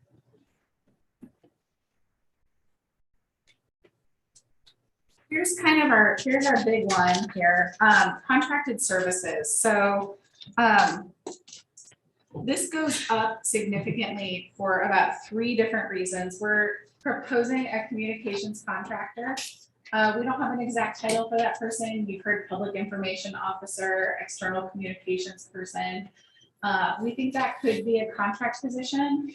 Again, I hate talking about people as money, but that does mean that we don't have to pay benefits, and they would be on a contract position solely on a project basis. So when we need that person, we can bring them on and have them do something. If it's a low week of external communications or public information, then they have less time with the town. This is where you're going to see the wellness coordinator as a staff position pulled down. Over here in contracted services, you're seeing our part-time peer support advocate. We're anticipating that we're going to renew that contract again, and see that that person has been a benefit for the community. And finally, as we've kind of been dancing around compensation, it's time for us to do a town staff compensation study. What that looks like is hiring contractors to come in, look at not only how we compensate people, but our compensation matrix. So what step increases look like. It's about time for us to implement a employee performance review program that's never really been brought forth on a townwide basis. A lot of times what we need to do is right size the difference between someone's title, the job that they do and how they're compensated, and the people that they supervise, the jobs those people do and how they're compensated. So it's time for us to look at our entire compensation structure and make sure that we are fairly compensating people and appropriately compensating people, and that also it all makes sense and is clear for those who are staying with us for a long time. Next up, the municipal offices. We say municipal offices, we're really just talking about this building. For contracted services, you see a change in that significantly. We had in fiscal year 22 budgeted for lights in the parking lot. It's in progress and we've encumbered the money, so we don't need that money again. I know we still don't have lights, we're working on it. But contracted services is our regular cleaning, our carpet cleaning, window cleaning, elevator maintenance, inspection, trash, and pest service. Those are all things that we pay for and they all come out of this budget. So it totals about $42,000 a year to do that. The next thing you're going to see is repairs and maintenance. You can see that we were a little small in fiscal year 21 and 22. Staff just weren't around in the building, and so we didn't spend that much on it. But this is a better ballpark, the 7,500, in terms of ongoing maintenance for the plumbing, electrical, and HVAC systems. They're pretty complex. We have dehumidifiers in the basement, a newish HVAC system that we need to get a little bit of our heads wrapped around, and plumbing and electrical. There's some little things coming up. Finally, tax collection. So what this is, and we have a couple of slides about what tax sales are, because that's something that we haven't really talked about lately, but this is a portion of the administrative assistant's salary. And then we usually have that big chunk of change, that $13,000 in contracted services for legal fees for a tax sale. But I spoke with a few folks about how we've done this in the past and how we could do this in the future. And we really think we could minimize those legal fees solely to prepare tax sale letters if we open a tax sale. Oftentimes getting a letter from the town letting people know if they aren't going to pay their bill, we're going to auction off their property on the steps of town hall is enough to get us some of those proceeds back without going through the full heartache of a tax sale, which you'll see on the next slide. So you can see where I'm proposing that will probably go this year is just to notify every overdue taxpayer of the amount due and installment payments, and then go ahead with the kind of harsh letter of we do have the ability to auction off your property on the steps of town hall, without necessarily saying we need to go all the way. We have that money for fiscal year 22. It's a little bit of a sticky situation, and that many times nobody bids on these properties. So we've spent all this money on legal fees and we stand up there, nobody bids on them. And then the current owner, not the person that won it in the auction, the current owner has a year to redeem the taxes. So we go through all of this work, we spend all of this money on legal fees, and it doesn't really get us much in terms of back taxes. So it's definitely a cost benefit. I think we're going to end up doing some portion of this spring using the fiscal year 22 budget. So don't anticipate we're going to need that 13,000 in its entirety to do a full tax sale. And it's a complicated process, and my colleagues in other towns say that it's not really a fruitful process to go all the way. So here we are, the town manager's offices are 3% of the budget, the municipal offices are another 1%, and tax collection is 0.2% of the budget. So that's where we are in the grand scheme of things. And we're gonna stop there. Let's go to Kim's end this time. I have a few, and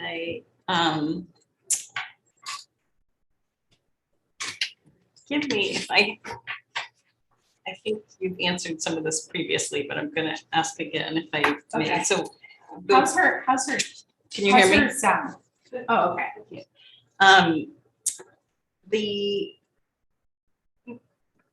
Also, just I think for general public as well as board members, I think it is so helpful when whatever presentations we're getting have like some flow with the budget book, because just bouncing around, including, I mean, I think this is just generally happening, like, you know, your department, Dillon knows his department, Joe knows his department, and so you're kind of presenting highlights throughout the budget, but sometimes it is hard to, like when it's broken down by municipal offices and tax collection person versus town manager, like there isn't a municipal offices section, right? Is there? There is. There is? What Yeah, number? it is, it was on my first slide, it is section 161. Okay, which is, The town manager group is 121, the municipal offices are 161, and tax collection is 175. okay. That is definitely helpful, just looking from place to place. So I guess one thing I want to review, if possible, is breaking down those positions, because we'll come back to peer advocacy, peer support advocate, but between the difference between executive assistant and administrative assistant, is that like Lana is administrative assistant and Paula is executive? It's a little awkward, like, are we all feeling a little awkward that we're talking about people? Well, I guess I'm trying to figure out It's how getting a many little awkward. people, or how many, This is me, Alana, Paula, Dana, and an unnamed part-time technician. okay, Does that help? it does. Okay. Let me just go back to the. I know this is one of those small town icky things. If we had 10 people in my office, we could kind of smooth it and roll it up, and you wouldn't feel like you were talking about Right. people and their salaries, and it's rough. We've all talked about it. Okay. And so the only added, and we have the environmental sustainability board. So the only new position there is the part-time benefit technician. Yes. The rest of that is already in existence, even though Paula is also the HR director and has multiple titles. Yeah, we're gonna work on getting her a shorter title, because that's a I mean, she long does a title. lot of jobs. Yeah, that's a long title. It's 5 words, 6 words. Okay, and then the peer support advocate. So it was coming out of we had in 2022, 47,000, almost 48,000 in there. And we also had materials and supplies of $10,000, because we decided at that point that that person was going to need some funds to operate whatever they were going to operate, and which is now at 0. So then it's moved down to contracted services with HCRS for 24,000. And I'm wondering if there is still a plan for using the rest of that somewhere for some kind of needs assessment that was discussed, or what is it just reducing the amount, or is there some? I'm sorry. I'm Not following you? I'm not. Okay. So in the discussions that we were involved in with HCRS and Deputy Chief Vale and Chief Cooney, we talked about how this would be a contracted service, but because also my impression, and maybe I'm wrong, was that you also felt like. Oh wait, I got you. Okay. So we have this 47 from the wellness coordinator in the current fiscal year that we're in right now. Okay. My plan is to encumber. So encumber that money and get that started in the spring. We'll probably cross fiscal years if we get that started in the spring, a needs assessment or at least contract with that and get that ball rolling Okay, to encumber that into the next fiscal year because it will be an ongoing okay, project. so we're not just giving up those funds We're for, gonna use our current fiscal year funding for that, because we've Great. got that 47 plus that 10. plus the 10. And we're only using about 24 for Okay. HCRS. That makes me Gotcha. feel Okay, together much- we can. way yeah. more Okay. comfortable. I appreciate It's that. hard because we're still deeply into I know. fiscal year 22, and so we're still we've got this other pot of money that's actually our live pot of money. So. Okay. And I guess one thing I was curious, I think I've kind of determined the difference, but between in just administrative manager section of the budget, there's, I guess it's just for moving things around, right? So you've got your department head request, which is you, and then you've got your town manager recommendation, which is actually like $18,000 more. Oh, is that maybe because the salary amount was different? Like, I guess I'm wondering why you as department head and you as town manager would request different amounts. Oh, because I don't put in the retiree health insurance, and that was a different line. So that's your difference. Is that funny little retiree line, I think. Okay, Do you think I could look at that a little bit more? Yeah, and we no. could Continue down the dais and we could, 100%. okay. I think my main concern was just like making sure I understood those individual positions and that the funds from the wellness coordinator were not used. So thank you. You're welcome. Mike, anything? Nope. Joe? Yes, and you may not know this, for the fiscal year 2022, the $70,000 for the lights. Some of it was for the lights outside. I'm just curious why that wasn't a capital expense. I actually don't know why that wasn't considered a capital expense and why it was put in the operating Yeah. expense. And that's a good question.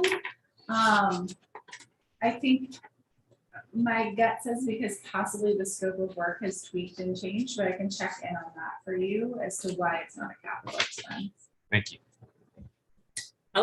Yeah, sorry, Tracy, you may have just sort of answered this with Kim's question, but just to clear my brain around this. So am I remembering correctly that about going back to the peer support advocate, that half of that contract is roughly through HRS and or part of it, and then part of it is also through the town? And it's in the funding, is it split that way as well? Like HRS is covering half roughly, and the town manager's budget is covering the other Yeah, half? so our contract is 24,000 and HCRS is basically matching that. So we're paying for about half of a person and they're paying for about half of a person. Gotcha. Which allows us to have a full-time equivalent with a decent living wage and benefits and all that stuff. Okay, and that's carrying into this budget? Yeah, Gotcha. we are assuming that we find this to be worthwhile and we continue our contract with them. Great, thank you. One other question. So the town staff compensation study, which sounds like a very worthy endeavor, I support. Is that amount just related to probably needing to bring an outside contractor person to carry out that work? Yeah, and that's for a couple of reasons. One, anybody who does this professionally is going to be way more knowledgeable and have those kind of professional contacts. And two, it allows us to remain independent from that work. So no town staff is going to do that work that may influence how their colleagues. There's no perception of lack of independence. It'll literally be out of our hands. They'll come back with findings and recommendations. So that way there's no perception that any town staff have undue influence or that there wasn't a clear process for that work. Gotcha. Thank you. Thank you.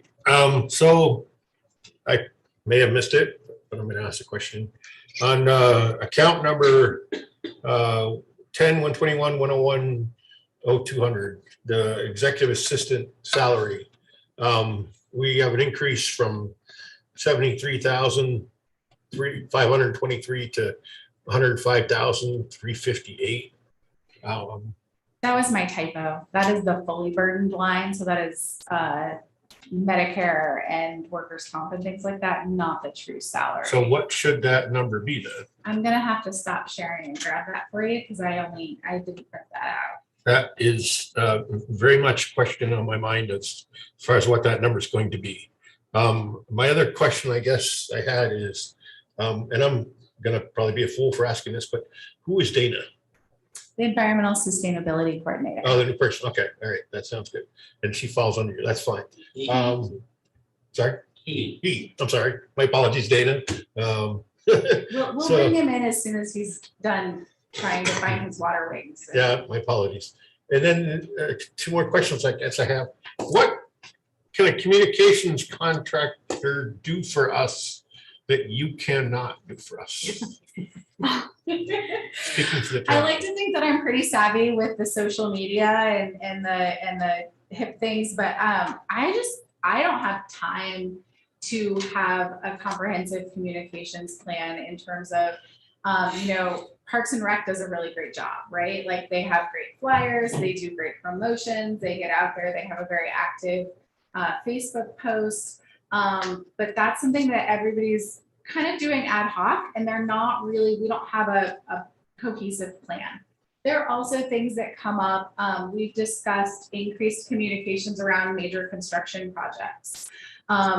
That's something that just neither my department nor Public Works has capacity to do, is to have somebody come in and say, okay, great, we're gonna do, I'm gonna pick on Java with Joe at UVAC. We don't have time to say tea with Tracy and Hannah in front of Tucker Box where we're providing updates on construction, let alone a cool little video about progress on construction projects.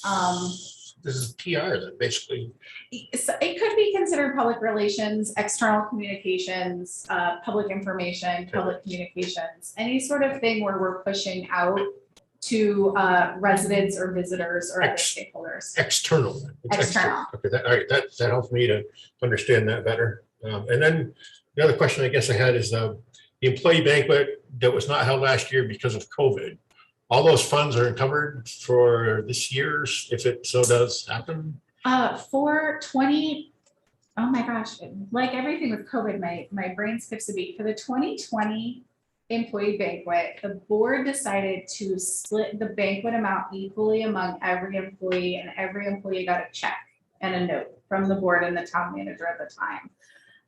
They decided to not roll it over because that staff that did that work might not be here again. For 2021, right now, it's looking like we aren't going to be, it would be inappropriate for us to have a big party with everybody in the room. And so that is something that's on the table with the department heads in terms of their preferences for their staff, in terms of if we write them a check again, or if we, choose to do something else like that. So how much money is set aside for this year's banquet if we were to do something again? I don't know how that number from me, so. The approved budget was at about $9,000, and our longevity runs us around 2,000, so we've probably got about 7. And do you know off the top of your head if there was like an average check cut to people last year? I think it was $66. I think it ended up being. That's a shame. It's not great, but it's less expensive to throw a party than give everybody cash. And we've always done a party, so it kind of seems better though than reabsorbing it into the budget for like carpet and thing. How can we as a board talk about giving something back to our employees? And I guess in a maybe private setting, I'd like to be able to think that we can do something for our employees for everything that they've been through this last year. But I wouldn't really want to do it in an open session. I really think that we should, as a board, have a discussion about giving something back to our employees of some manner. But I'm not sure how we can do that in executive session or if that's possible, but I really think that we need to have a a discussion among ourselves as far as how we can give back to our employees who've done so much for us throughout this year. We've got people that have been out on the front line of this thing, fire and police that had to be on the front lines. You know, our public works people have had to be on the front lines of this stuff. And we're doing them a disservice by, I think, just giving them a check. And I really would like to see us get together as a board and figure out something else we can do as appreciation for all that they've been through and all that they've done for us as well. I just think it's such a poor example just to cut somebody a check and say thank you. Right? I really think we should do something. I hope we can do that. Let me see what y'all are allowed to do. How's that? That can be the first step. Yeah, I Make sure. just, it's shameful of us not to tell our employees what a great job they're doing and to just have it go as, you know, here's a check. Hey, thanks for doing what you're doing and keep going. Just for clarity, there was a note from the board and the town manager included with their check. So there was a letter of appreciation there. Okay, I wanted to answer Laney's question. The salary for the HR director is $90,000, $708.80. 90,000. $708.80. Okay, and so why the increase? It brings that person more in line with what their role is in other towns and the work that they're doing. We've asked more and more complex issues over time. It used to be simply a paperwork job, and it's becoming more about risk and liability, managing our insurance firms, workers' comp, public records requests, a variety of things that require some really complex interpersonal work and also paper management and process management. And I think we're just going to continue to ask more for that position, or of that position as time goes on. Seems the hefty increase, that's all. That seems pretty heavy. Good, Lenny. Thank you. Dennis, go ahead. Thank you. I missed when tax sale was mentioned earlier. Did I hear, are we doing away with that, or what did I miss? We haven't done one in a couple of years. I think too much transition in my office, and then with COVID, it just seemed inappropriate to do a tax sale, which I keep reminding myself is auctioning off people's property for not paying taxes on the steps of City Hall or Town Hall. I think that we have, if this winter and fall come out okay, and I say that knowing that none of us seem to know what's going to happen with COVID continuing to be an issue in the spring, I think we could do a series of letters from the lawyer and see where that gets us, and then maybe the 8 of us can discuss whether we want to actually stand on the steps and auction off properties. A lot of times that doesn't tend to get us a lot in terms of back taxes, but those letters do tend to be an effective reminder that people owe us taxes. Okay. But again, because we're living in the live fiscal year 22 budget, we have $13,000 sitting there. I don't think we are going to need that full amount the next fiscal year on top of it. And if we could, it was also a moment for me to shave my own budget down as much as I could. Well, thank you for that. And just a comment about the lights in the parking lot. We had some litigation over somebody that slipped out there. And so I think it'd be great to get lights out there as much as we can to hopefully avoid that from happening again. Yeah, we're moving as fast as we can. We unfortunately are in a floodplain, which means that there are certain things that we have to do with this, with the parking lot in terms of engineering to comply with the state's provisions on floodplains. Okay, thank you. Can I get one more follow-up? Actually 2, sorry. But one, I think one of the ways that we can best appreciate staff is to staff their departments adequately so that they have the support they need to do the work that they do and compensate them appropriately as best we can. And then I just also want to point out that we've talked about, we've got a 59,000 IT help desk technician salary and a $65,000 environmental sustainability coordinator salary. And we're still calling a $48,000 peer support advocate, a well enough paid position. So I just want to consider the fact that like, this is someone that's gonna require a college degree and a certain amount of experience as well. And I feel like it's not necessarily comparable to what our baseline for a livable wage is. So I'm not proposing we change anything necessarily at this stage, but I don't want to keep underselling this position. I'd like to see how it evolves and how it develops and what the needs assessment is. And then hopefully it will be a position worthy of funding to an actual livable wage. One thing though, Kim, you have to remember is that we're funding only a portion of that, whereas the HCRS is funding the other portion of it. So we're not just paying them $48,000 a year. They're We're only getting- paying 24,000. Okay, so 24. Okay, so maybe it's on HCRS's side that we have to look at that. You know, it all depends on how much I don't want to say get from the position, but it is basically all the amount of service the town gets from that position is basically what we should be putting towards the salary of that position. And I understand the education qualifications for that person is as high as, someone who has an IT degree. But it's all a matter of money and where it's coming from. So, thank you. Sorry. Kim, do you have some? I'm gonna pick it. I just wanted to quickly echo what Kim was saying, and just to note that, people need to be compensated appropriately, competitively to get the best people. And I think when you do see sort of a large year-to-year jump, it really just sort of indicates that that person is likely underpaid for a period of time. So just saying that. And it's all about balancing. So when we have requests come to us from departments, from residents, we want this, we need this, it's going to cost more money. So we have to just balance what all these requests are and how they weigh in different years in the budget. So that's something to consider too.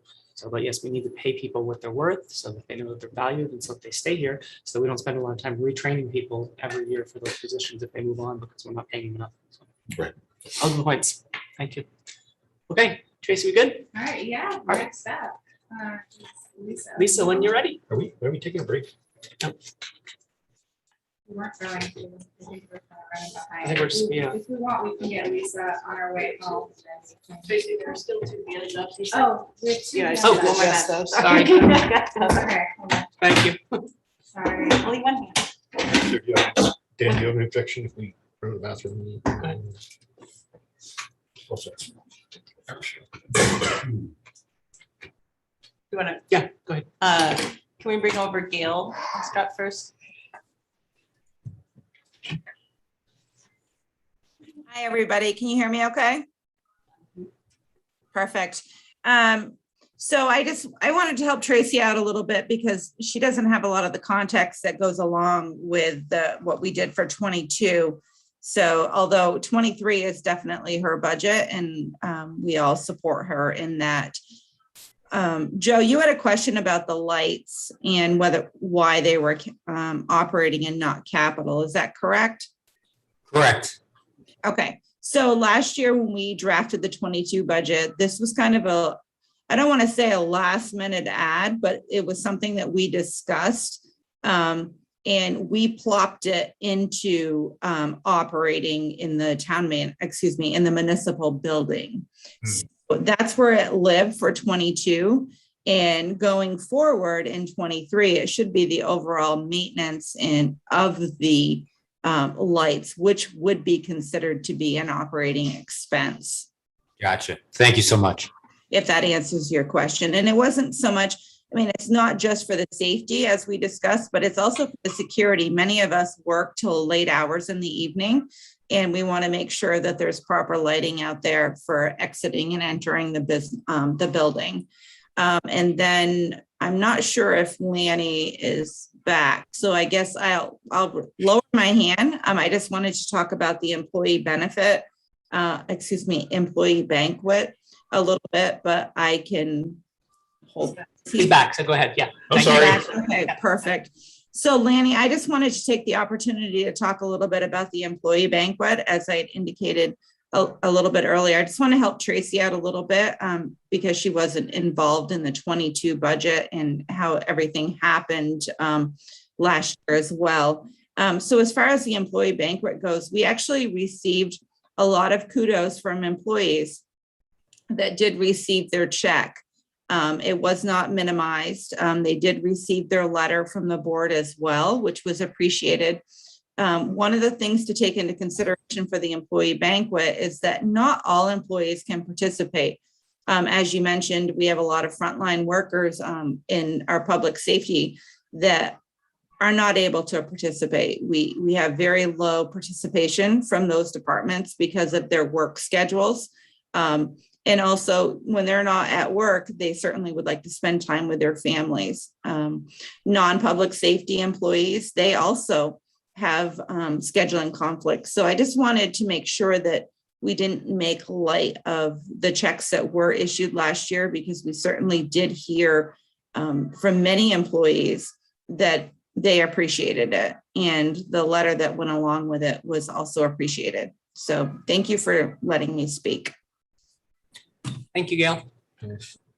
I don't disagree with what you said, Gail. I really like to, I guess you say, go around and shake hands and say thank you in person to our town employees for everything they do. And I think they deserve that from us. I think for all the work that you do, all the work that our other town employees do, they receive, I think that I would like to see me doing something personal by going up and thanking them. And I just really missed that opportunity to, and I think it just says more to somebody if you can go up and thank them personally rather than just giving them a check and a letter. So just my thoughts. I like to have a little more personal input into that. So, and I'm not saying what was done in the past was wrong. I just, the way I feel about that. Thank you, Gail. Appreciate it. Is there one more hand? No. Can you Okay, bring thank over you, Gail. Eric? Thanks, Gail.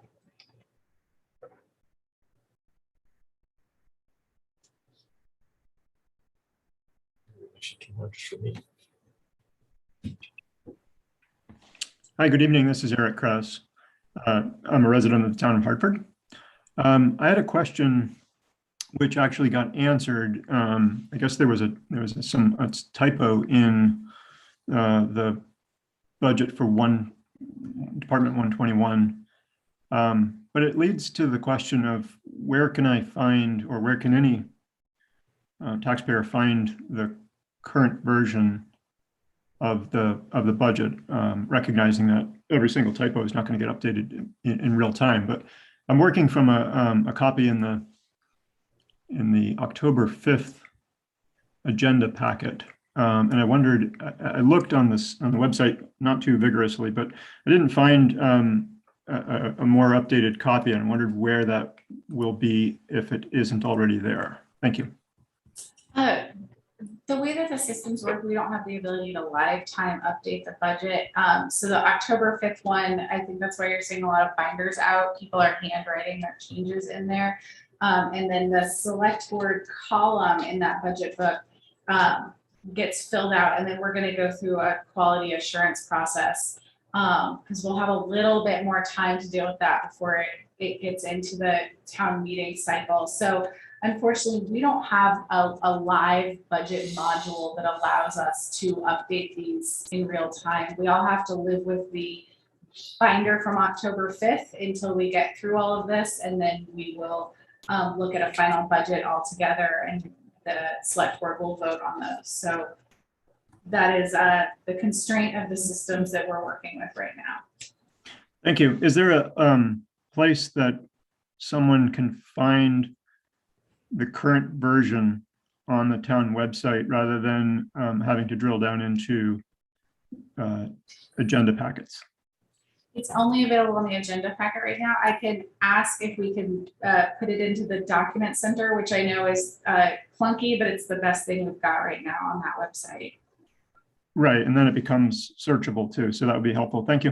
Okay. Thanks, Eric.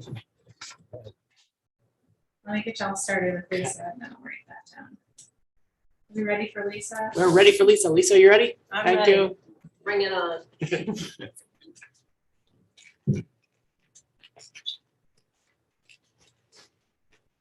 think all of you know me. I'm Lisa O'Neill, the town clerk. Thanks for putting up with all of us today. Tracy's going to be my slide person. This second slide is, some of you may recognize it if you were on the board when I first started. I recycled it. It really is just an overview of a sampling of what our department does. So we're a two-person department, the clerk and the assistant clerk. This just gives you a snapshot. So in case you ever want to review it, I just tucked it in there for your review. Next slide, in your budget books, I tried to put the page numbers so you all would have it as a reference. In your budget books, it should be pages 3 and 4. And this is the election administration. I have 2 budgets within the clerk's office. One is 131, that's the election administration. These 4 items are just 4 highlights within that budget that give you kind of an outline of what those things are. So under salaries, you have the Board of Civil Authority and other election workers during elections, and then BCA, or the Board of Civil Authority, compensation for the other meetings that they have, primarily a couple abatement hearings per year, tax appeal hearings. We didn't happen to have one this year. Joe did such a great job from the assessor's office. We didn't have a single appeal, which is unheard of, really. And then other meetings, for instance, next week we'll be having the legislative apportionment proposal review by the BCA. So there are other things that we have to do as well. Advertising, we typically will advertise the positions to be elected for local elections. And then last year, we did a promotion about the early and absentee voting. So we ran some ads reminding people, since our building wasn't yet open, they couldn't come in and vote in person, absentee or early, as they have in the past. So we spent some money on that, and I plan on continuing that in this year and future years, unless there's some objection to that. Our contracted services, we have to have the voting tabulator machines program for every election.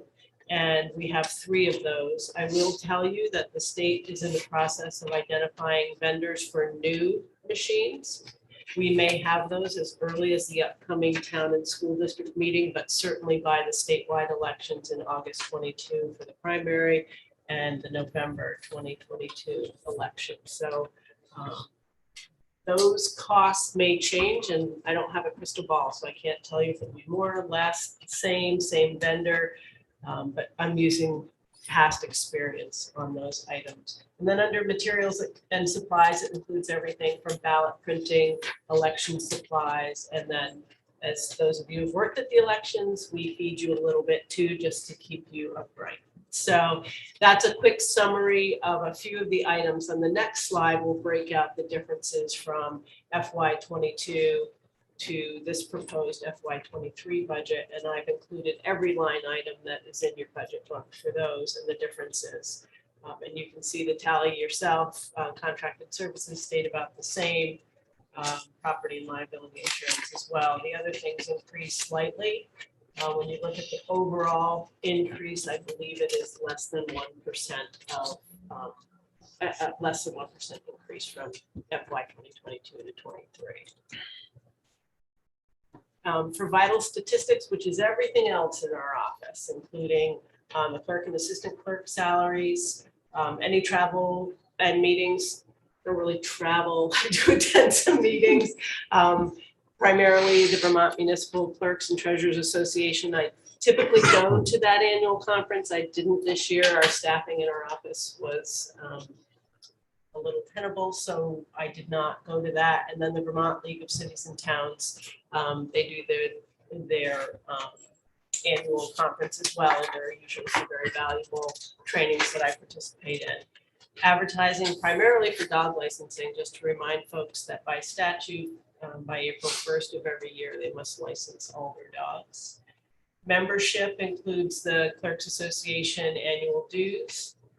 Contracted services include the standard things, and a lot of these are broken out and apportioned to many of the departments. Laserfiche for one, MuniSmart, which is our budget module. We also use that for dog licensing. We have a wide format copier for surveys that come to our office, so we can scan and copy those.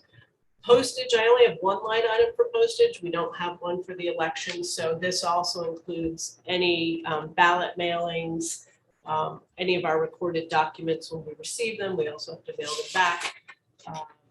Voter registration, challenge letters, et cetera. So any postage that might come out of our office, this encompasses both of those budget line items. And then materials and supplies. I did not correct that one. I apologize. I'm just seeing right now that says ballot printing and all of those things. That's a typo because I cut and pasted. So under materials and supplies in vital statistics would be everything from our recording documents, our binders, paper, general office supplies. And if you look in your budget book, it should give you under those pages 4 through 7 under materials and supplies, and I can update that by email to Tracy if you like. But it will give you a breakout of what those things are. But primarily, it's everything to run our office. And the largest chunk of that would be well, some of it would be paper, but a lot of it would be the recording materials, which are specialized paper binders that we're required to keep hard copies in addition to doing our other scanning. This is the breakdown for all of the line items that shows you the comparison between the 2 budget years and then the differences where they exist. Many things stayed the same. And again, it would be less than 1%, if I did my calculation correctly, from one year to the next. I'm happy to answer any questions. Sorry, the last slide just shows you, we do take in revenue on the vital statistics side. This gives you our estimated revenue and also what our overall budget is for both combined budgets, and then what the net cost to the taxpayer would be. And again, the net cost compared to the entire town budget is less than 1%. Now I'm happy to answer any questions. We'll start at the Dennis end this time. Thank you, Mr. Chair. I'm wondering about with our newly acquired cemetery, if you're taking on, having to take on records keeping or whatever, and with that, if that's in here or should be. Currently, all of the cemetery things are being handled with the exception of what we've always done in the past, which is recording burial permits. And we have to record if someone has purchased a plot, but the town manager's office is currently handling all the administration of the cemetery. You'll see it next. Thank you. And true or false, there's a November election? On Tuesday, no. Okay, thank you. So just to educate, because we're getting calls daily, we have a midterm statewide election every other year in November and in August. We had a special election this last August, but let's forget about that. But typically for statewide elections in Vermont, they're every other year. So our news sources, I think, generate some of this confusion because New York and I believe Massachusetts do have elections coming up next week. So it's not a national thing necessarily, but Vermont does not have an election in an odd year in November. Any? Yes, gotta echo, I guess, on top of Mr. Brown's statement in terms of salaries and the amount of work that you ladies do in there. I'm only seeing a $1,100 increase, and I think you're shortchanging yourself, honestly. The amount of work that you do in there, Lisa, and sure you do in that office is outstanding, and it's a tremendous amount of work to the general public as well. I personally think you deserve a little more than that. The other question I guess I did have as far as expenditures though was on material and supplies, 31% increase. And you mentioned some of the materials and supplies that you use, but why is it an increase of 31%? Just out of curiosity, is the prices gone up? Or do you need more than you've got, or just explain why the amount of money requested for that is higher? In election administration or in the vital statistics? Because they're two separate budgets. I see that in, what is it, in 323, materials and supplies, under election administration. Okay, so I can explain that. Okay. So last year, I anticipated we might have some kind of a special election. It turned out not to be related to what I thought it was going to be related to, but nonetheless, we had one. This upcoming year, you have 3 elections in this budget season, so you have to plan for that. So in an odd year, we would normally only have 1. I planned for more than 1 because of various topics that were being floated around that something might come up. So I anticipated something. In this case, so every other year, you're going to have 3 elections, whether you want them or not. There are 2 statewide elections and your town and school district meeting elections. So that number can fluctuate. Okay, no, that makes sense. If you look back over the last 4 or 5 election cycles, you would see it would normally fluctuate. It didn't so much this time. Makes sense when you explain it. Thank you Because very that much. includes ballot printing and a whole host of other things. But I guess I want to go back and say that I appreciate everything the town clerk's office does. And I think that you are one of the first faces that people see when they come into town hall. And you are a great representation for the town of Hartford. And I like to see ladies do a little better than what you're doing as far as only a $1,100 increase. And I'm complaining about spending too much for tax dollars, but when we're looking at all the other salaries that we're increasing in the town of Hartford and adding new people, the people that have been here and have put forth so much for our town, I think need to be compensated for that as well. That's it.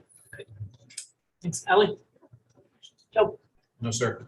Mike. So wait, aren't there 2 salary increases, one for elections and vital statistics? Are those broken out? Well, the salaries for the elections are for election workers. For That election. doesn't include the staff. Is that, so that $1,100 is for the election workers? I'm confused on that whole thing. All right, so. Where's your regular salaries? Because the vital statistics Under one has a vital larger statistics. increase. There are 2 budgets within these slides. What So number? 151.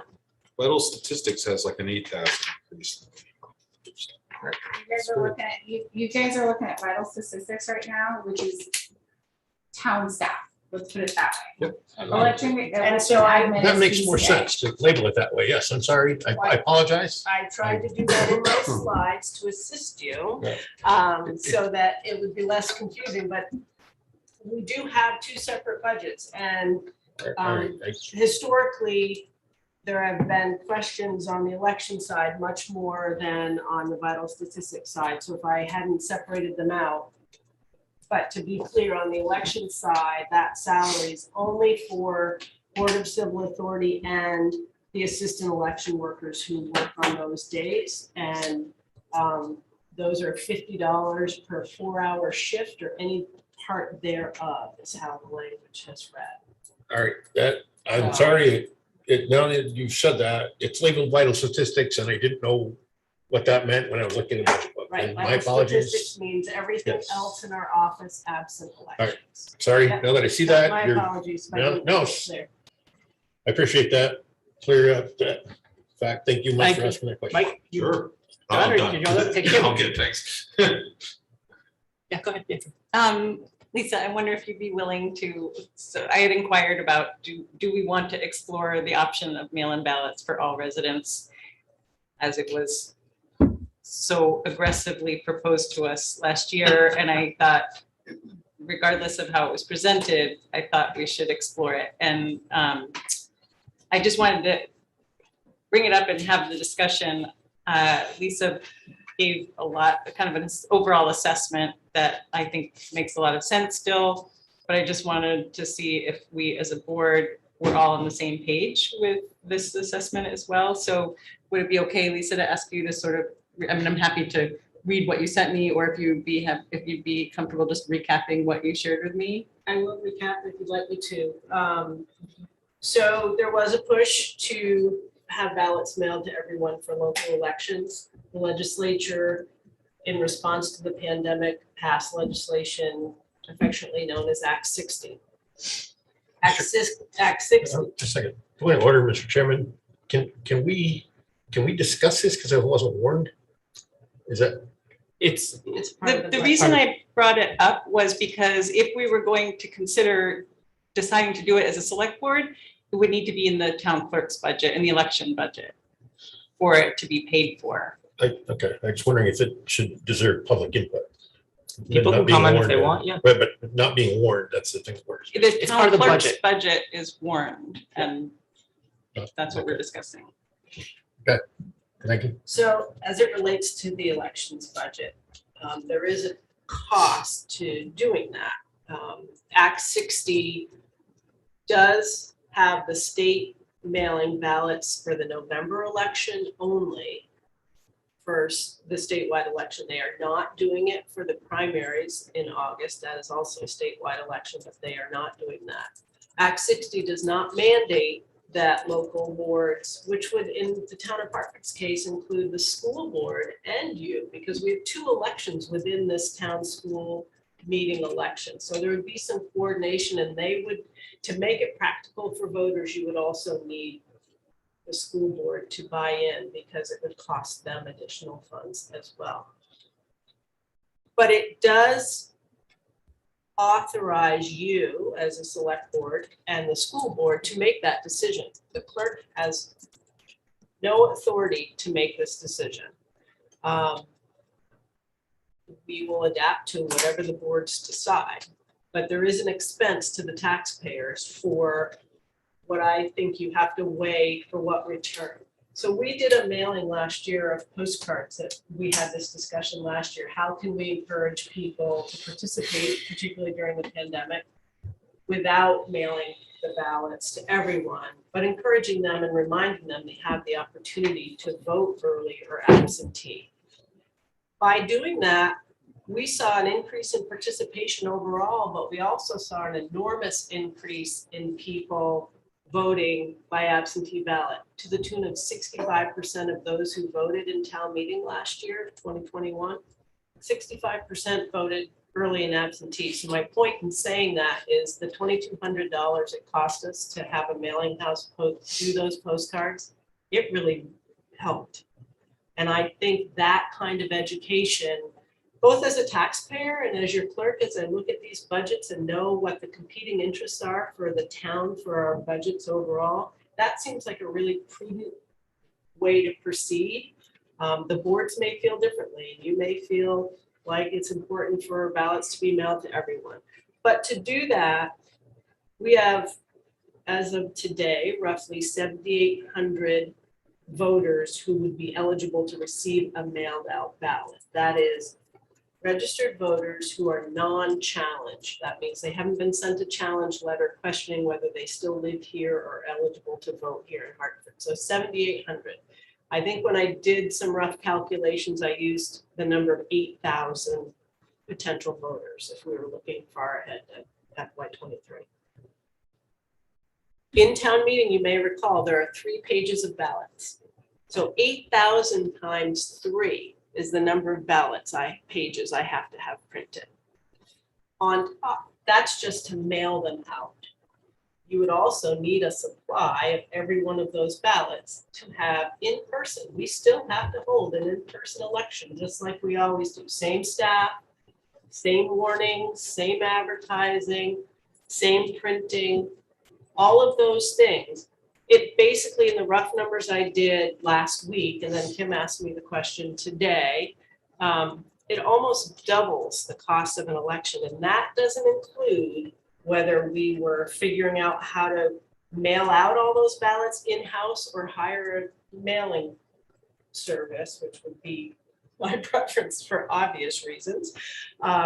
So I don't know the cost for those to do it either way. For in-house, you'd be probably looking at 2 to 3 full days of 12 to 15 BCA or assistant election workers to handle a mailing, like folding, stuffing, posting.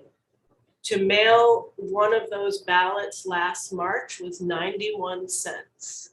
Just the outgoing mail. We didn't provide any return postage. The state did when they did their mailing in November. We did not, because there's not the same turnaround time. We get about 30 days for a local election. you get 45 from the time the first ballot goes out the door. Postage has gone up since then. We had envelopes from the state left over from their preparations during the pandemic. We had tons of envelopes to not have to buy anymore. Local elections, the state does not provide us those. Every box, so there are 3 envelopes for every packet that goes out. Those are $25 to $28 a box of 500. So quick calculation, I rounded it up to 30 just for inflation and not knowing, you could maybe scroll it down a little, but it ended up being about double. So my question would be, trying to be frugal and prudent, but still increase participation and access via early and absentee ballots. Is that postcard a nice compromise like we did last year? That would be my question to the board.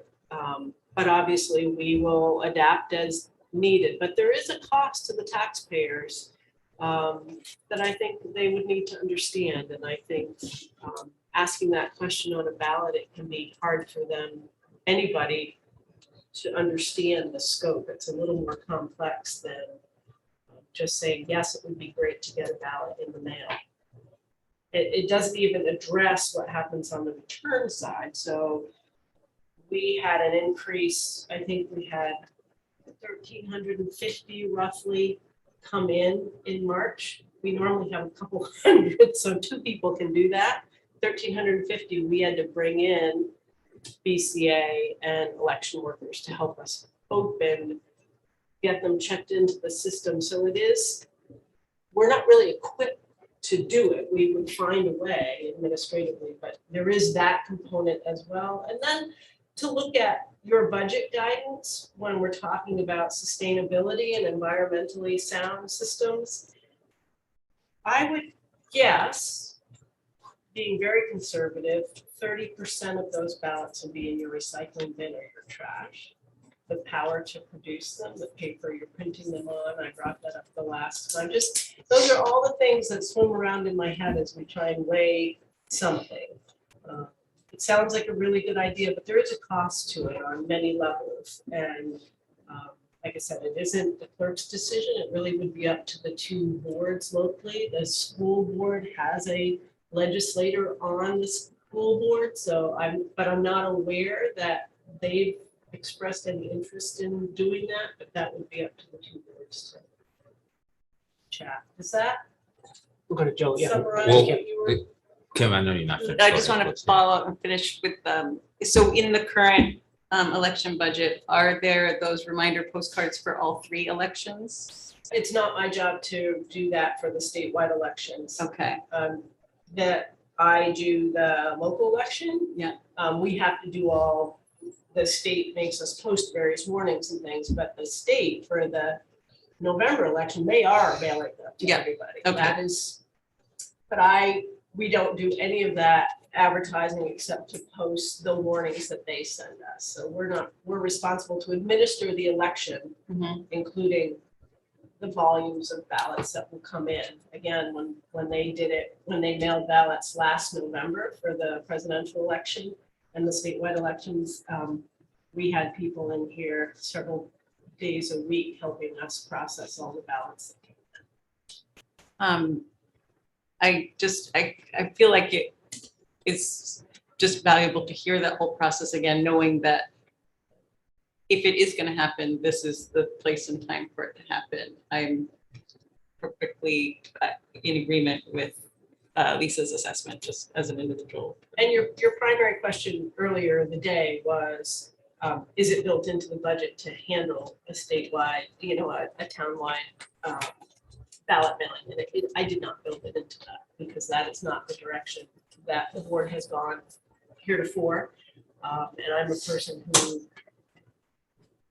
as a resident and a taxpayer, I'm trying to, and as an employee, trying to build the budget around what the overall town's needs are. And I didn't have the budget in any way, in any significant way. Yeah, as a point of clarification, both the select board and school board do they have to, both have to agree? Or if one agrees and one doesn't, what happens then? Then you have some disenfranchised voters from my point of view, because you really have two elections that, even though everybody puts their ballots in the same tabulators, there is a school election, which is completely separate. If their budget fails, we have another election that doesn't include the town at all. So you really are having two elections within one, and those are all in the same envelope typically.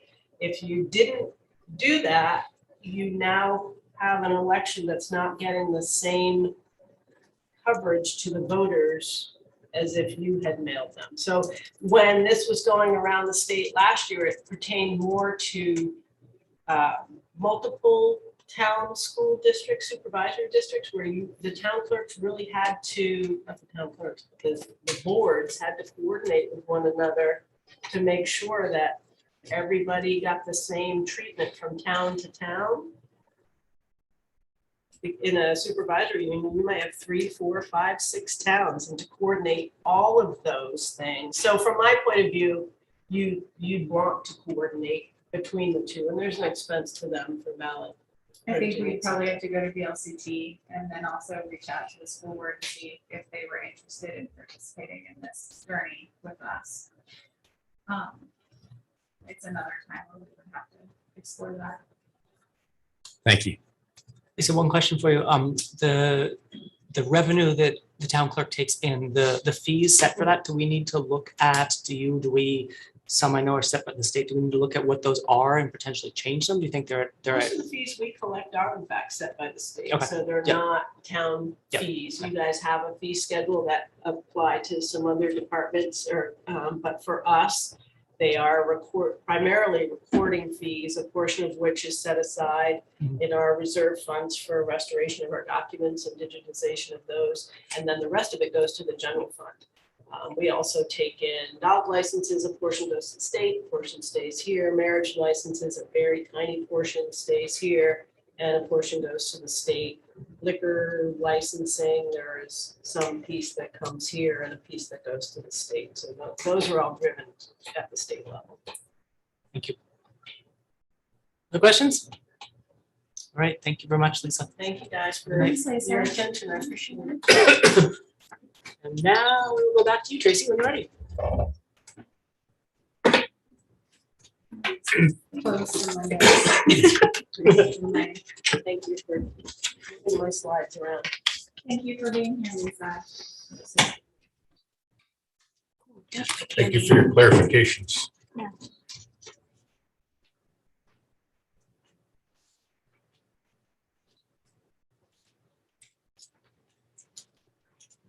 Good job, man. I'm enjoying it. Right. I'm driving and I did this, but we're really gonna talk about y'all, so. Talk about awkward, right?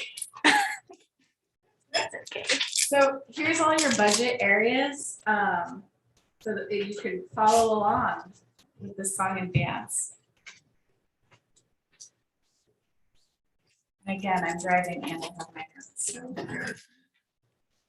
All right, here's the select board section of the budget.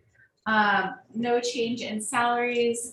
FICA, which is basically Medicare, went up by $34. There's nothing we can do about that one. We did move recruitment and training down to an even allowance of $500 per person. So that could be either training that y'all want to have together, or if you want to sign up for an individual class. Traditionally, it's in a little lackadaisical, but I think it could be really helpful to provide a little bit more resources for each one of you. And if anybody new comes on the board in March, and have that allowance that's kind of free for you to use in something that you want to get some more information. That $93,000 is recruitment for the town manager. I think there were 2 failed rounds, so that's a big number. And materials and supplies, we're just right siding that with kind of the baseline that every other department goes through is they started about $500 for a standard department. So we took that down from 1,000 to 500. You can see it's not usually a big materials and supplies area. So there's a good chance that we won't all spend that 500. Boards and commissions, again, this is each one of these could come to you and ask for additional funding. You're gonna see there, the tree warden, we just heard from the Sister City Commission. We had a homelessness committee that had $35,000. It's not an active committee. So that is a little bit of a struggle in that we don't have a natural progression of a staff liaison to expend funds on that. So I actually removed that from an ask because that's a closed committee. They issued their final report years ago. And it's a cleaner process if the committees work through my office and are an active committee. Besides that, nobody else has asked for any money. And we usually put $5,000 in the town meeting committee because there are statutory reasons why we need to do work around that. That is a committee that we could use some new faces on. So the select board members, if you hear somebody that thinks that town meeting is not what it used to be, we do have openings on that committee and they would be very, very welcome at this point. It's kind of a bare bones group. Cemeteries. So this is a list up top. You're going to see of all the cemeteries. Christian Street is now under the control of the town, so we're not going to appropriate to it. So that's the change that you see on that line item. I'm proposing that we again move the funding for the other cemeteries to the local option tax. We did that last year. It does mean it goes before the voters, but it is a good chunk of change out of the operating budget and into the local option tax. It's a very concrete thing for people to vote on. Contracted services, that next line includes a part-time sexton. So that is the person that marks out sites, coordinates with people who are coming to the cemetery to bury their loved ones, and coordinates any sort of earth moving, and a data management system. So that would look at having more reliable, complete and accurate records, starting with Christian Street. Once we get our feet wet, that means that we would be able to, as we unfortunately end up acquiring more active cemeteries, not start from zero, but have a process in place and have some data. Basic maintenance costs for Christian Street are funded from the funds we received when we took over the cemetery. So we have enough in there to deal with mowing this year and some light maintenance. So here's the rundown of putting the cemeteries into the local option tax. I'm looking at this and I think my numbers for Hartford are flipped. I'm so sorry. I think they asked for 74 in fiscal year 22. They're going up to 75.6 they're requesting, which is an increase of 1,600. Queechee is needing to replace a water line. And they also have a tree that is problematic. So that is the bulk of that increase of the 9,500. And West Hartford just needs a little bit more money for some other work that they need to do.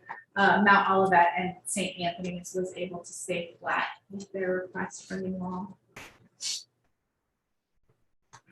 The health officer, we are not paying our health officer in line with other communities of our size who ask this much of them. So this is a big jump. I get it. We're going from $1,500 to $5,000. It brings it more in line with the work that is performed by this position. And it's really changed and grown. And I think other boards and people in my role have not really taken the time to look at the work that this person does, and what would be, I mean, even $5,000 is not quite truthfully totally fair compensation for the heart and soul of our health officer. But we're able to kind of get a little bit more on track with that, and see if we can work that out in the future to get that more in line. Oh. Sorry, there you go. One last thing on our health officer, that stipend change would have to be finalized by a vote by the board before we finally approve the budget. So if you all are okay with it, we'll finish up tonight. You'll probably see a motion brought forth by me in a later board meeting. So that way we can dot our T's and cross our I's. Social service appropriations, these are our community groups. Did you catch that? Clerk? Yes, I did. Okay, we're only authorized to maintain funding levels for organizations that received an appropriation in the past fiscal year. These are gonna stay flat. So, Headrest got $7,000 last year. Headrest will be on the ballot to get a social service appropriation of $7,000 this year. Any funding change up or down, or if they didn't get funding in the last year, must go through the petition process. So that's a whole nother process. If folks are listening at home and you're thinking about that for your own organization, email me and we can work on that. But otherwise, we're anticipating that each one of these is going to ask again and is going to ask for the same amount. Bugby Senior Center actually lives in this area as well. It's a bit of an odd relationship, and I just want to say Mark, the executive director there, is fantastic, and we're working on kind of clarifying some of the old language in the MOUs. He has a couple of increases. He actually went completely flat over the last couple of years. So there's some deferred maintenance in the building, specifically windows and ceilings and some ventilation issues. So he's just right sizing those. You can see he actually took a little hit on contracted services for the admin. So this is cleaning, maintenance, upgrades, landscaping, removing dead trees. The ceiling panels are old and working, and they're those old rock panels, and they're stained and yucky. So Mark is slowly working on kind of getting Bugby back up to snuff. Here are our libraries. So we've got a couple of slight increases across the board. Creechy stayed flat. Wilder asked for a little bit more. Hartford asked for a little bit more, and West Hartford Library asked for a little bit more. And again, these do not go through the election ballot process. We just do these. That's it for all of the odd little things that kind of come under your all's umbrellas. So I'm happy to entertain questions or comments or changes or anything else you want to talk about. We'll start at the Kim end this time. All right, just briefly, the health officer COVID expenses, were those reimbursable expenses? Or what was in the 2021 category that is now zero? Like, I'm just curious why that was highlighted with it. It was highlighted because there was an expense in fiscal year 2021, but we were capturing those in a way to be able to get reimbursement from FEMA. So those were a separate line item that we were authorizing. In terms of direct COVID expenses, right now, since we're not in a state of emergency, we aren't booking against COVID expenses. If the governor chooses to reinstate the state of emergency, that's probably a phone call that Gail and I will have at whatever time of day or night that comes down to see what we need to do in terms of accounting that. But without the state of emergency. So these are just those 4 lines for health officer are just things, the only things that have changed. Yeah. Yeah, so I didn't want Otherwise, you all everything to else think was that I flat. just deleted the COVID expense line and was ignoring it. We're dropping it to 0 because we're technically no longer in a state of emergency. Excellent. And then I guess this may be one of those things where, like in the past, like I feel like the Bugby Senior Center recently had a number of upgrades with the roof and heat pumps. They did the roof and they're in the middle of the heat pumps. Okay, so we wouldn't see the realized savings of that yet, but No. we hope to in the future. Yeah, and there's a few more things, like I said, the windows are a little old, and that's another kind of energy efficient upgrade that they need to do. And then the dropped panels, are a little old, so some of those need to be evaluated as to whether they are also, somebody's gonna tell me I'm saying, are they leaking the HVAC, you know, if it's well ventilated and properly ventilated, so. Makes sense. And then I guess I'm always asking the question, what if the voters say no to the cemeteries with the local option tax? We just will figure out. We'll be scrappy about it and we'll figure it out and we'll make it work. We might have to go back to our cemetery partners and say, they said no, you know, here's what we can do. We might have to kind of dig in a little bit.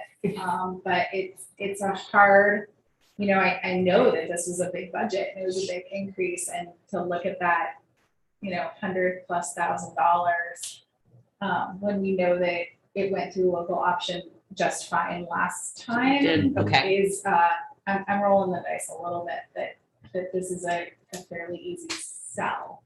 Okay, and I guess, I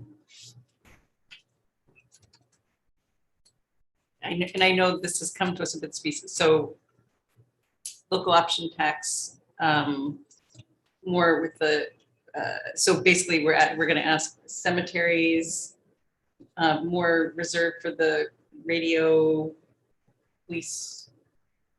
Like, I'm just trying to like summarize what the local option tax Totally. asks are going to be. Totally. Right now, it looks like it's gonna be the cemeteries, part of an ambulance, you'll hear from Scott Cooney. And then we need to talk about parking meters a little bit, because local option is interesting in that we're also kind of betting on what the actual amount will end up being, because it's based on a tax. But it's looking like right now, definitely for sure, we'll have enough for the cemeteries and the ambulance. And then if we throw parking meters into the mix, the numbers aren't showing that all three of them, but that's going to be a conversation when Public Works comes up, that we'll have to have kind of a bigger conversation about parking meters and where that lands with local option. Okay. Knowing what happened the last time we tried to put it on local option. Awesome, thank you. Just a comment, I'm glad to see that there is a request for an increase to the health officer. We always see how many cases the health officer does. And the fact that the compensation is so low, I'm glad to see that it's up to something, even if it probably isn't, you know, fully compensating him for all the work he actually does. So glad to see it.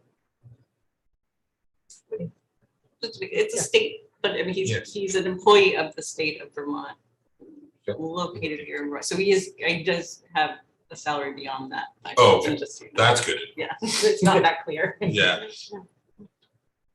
Joe. I'm good, thank you. Ellie? So the 35, I know, Tracy, we emailed about this because I was like, wait a second, like that committee doesn't exist anymore. So that 35,000 is now in the town manager's budget in various places, or I'm just curious if it's no longer in fiscal year 23, where that ended up getting moved to. I didn't move it anywhere because that committee doesn't exist, so they don't have a charge, and so to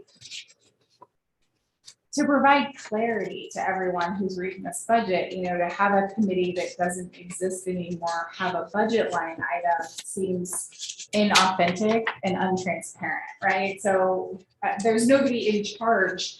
Okay, Gail and I are in charge of the budget, and we can move things around as we need to within many constraints of our own purchasing policies, but there's no kind of driving force for those expenses, right?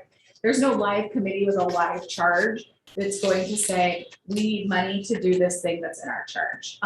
Let's kind of take a smaller example of like the COVID committee would come when they were active and say, we need $600 for signs. And we'd say, okay, you have this $600, let's put it in there, let's get you something.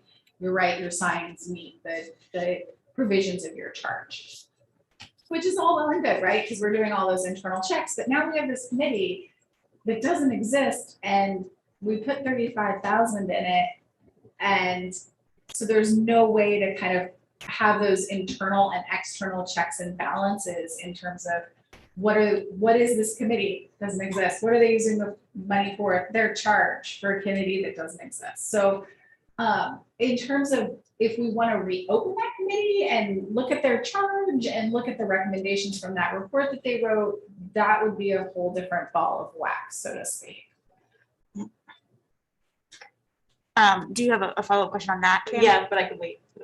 No, because I have a different question, but Well, just to, I mean, I think that those funds were put in there with the objective of trying to address the initial short-term goals, like the 6-month and 1-year goals that the report produced. So even if it weren't under that committee, if that work were still being done, those funds could theoretically be used for that work. In theory, but there's no, I'm not gonna pick on the past, but there's no owner of that report, right? So the climate action plan is owned by the environmental sustainability coordinator.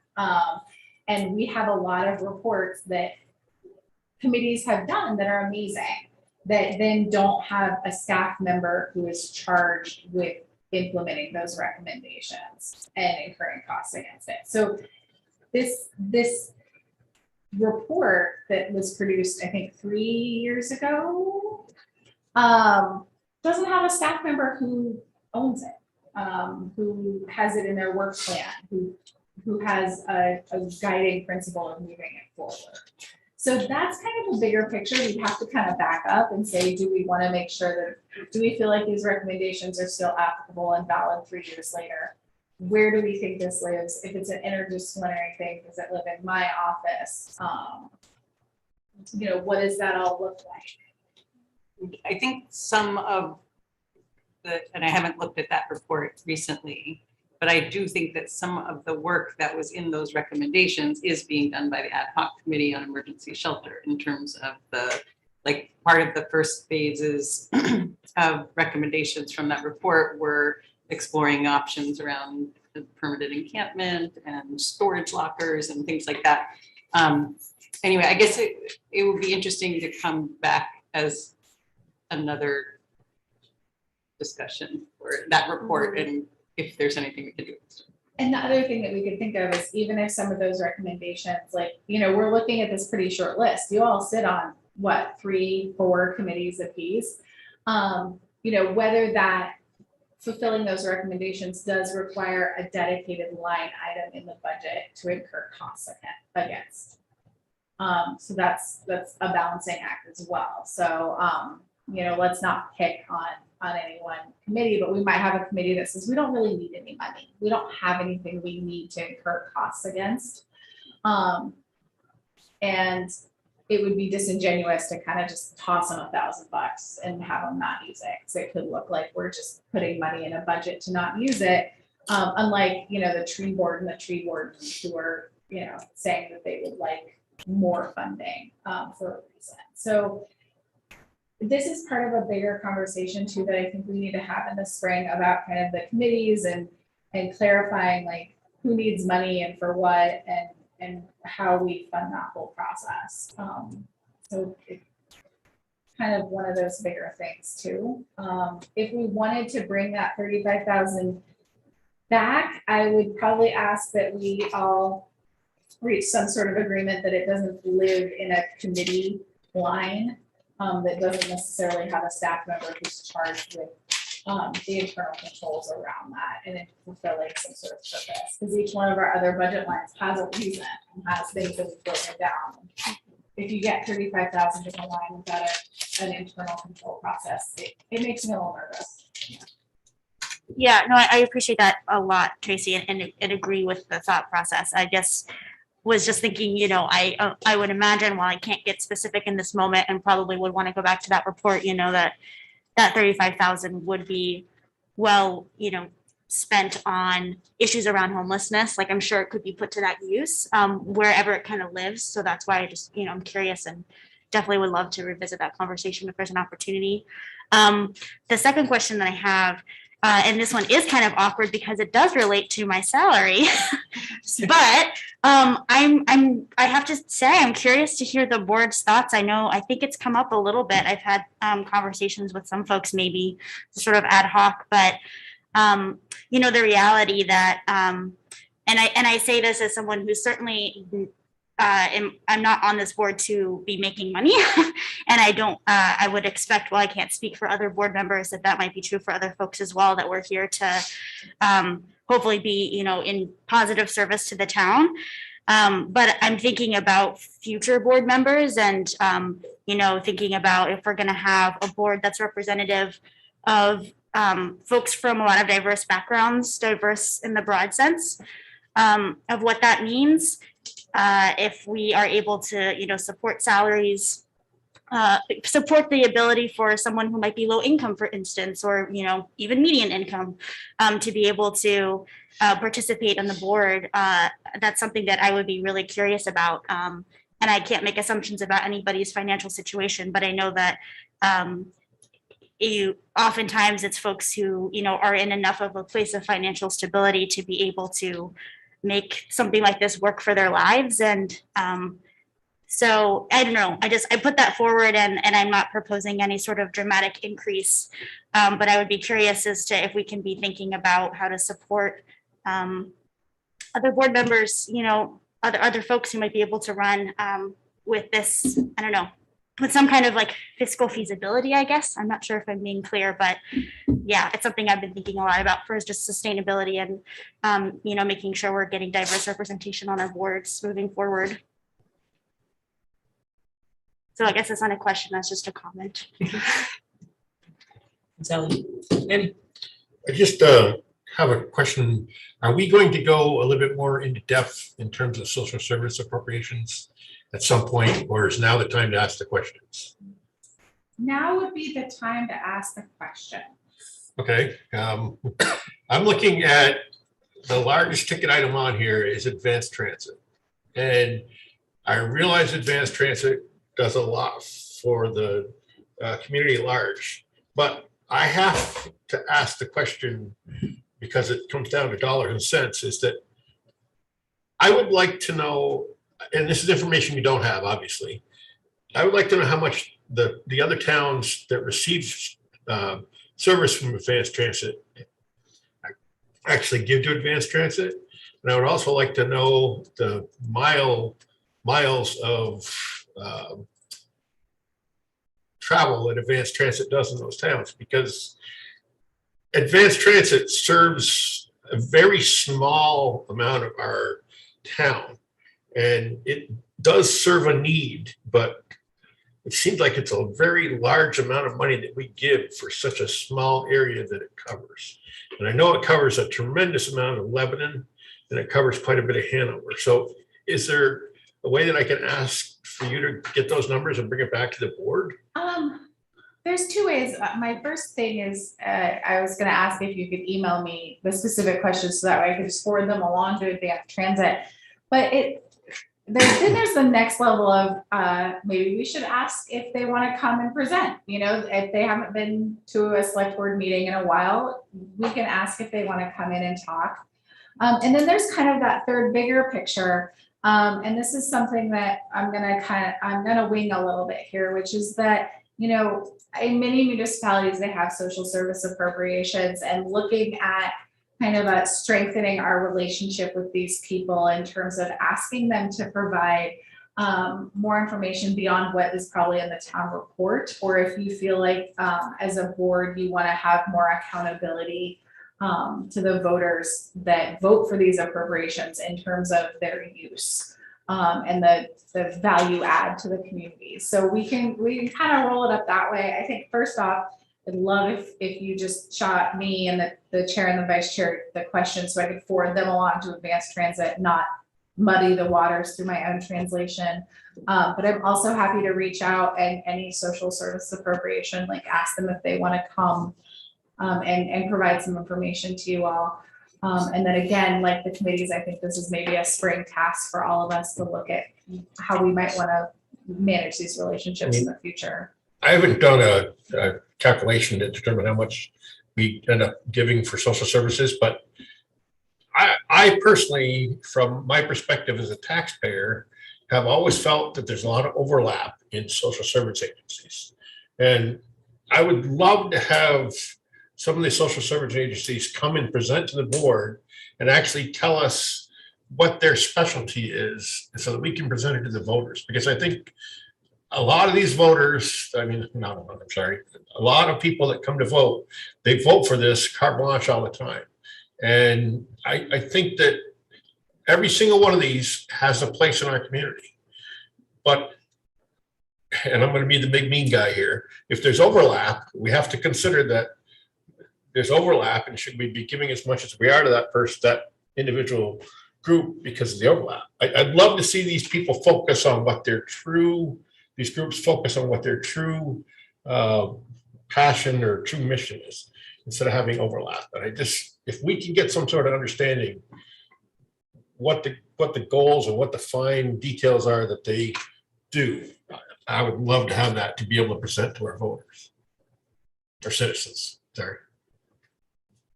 Mike and then Kim? Yeah, I just had a quick question. These are all voted on individually at the election, right? And so even if we thought one wasn't necessarily like, great use of money or something, would we even have the power to like prevent it from being on the ballot? That's a good question. I don't know the answer to that one. That seems like a pretty. Yeah, it seems like, if you think, advanced transit gets too much, that seems just like you just would vote against it personally as a voter. I don't know what necessarily we as the board would do. I think that it's a certain amount of education that we as a board deserve to provide to the citizens of the town of Hartford in terms of what they're voting for. Because I think that in the past, there has not been an educational piece that's gone along with what people are voting on. And I think that's a huge, important piece for people to understand what they're voting for at the polls. And the appropriations for social services, I feel that there's been a lot of overlap in the past. And if there's a way to explain to people what these different individual groups do, it comes down to educational to the voters, which I don't think we're doing correctly, or don't think we're doing as much as we can.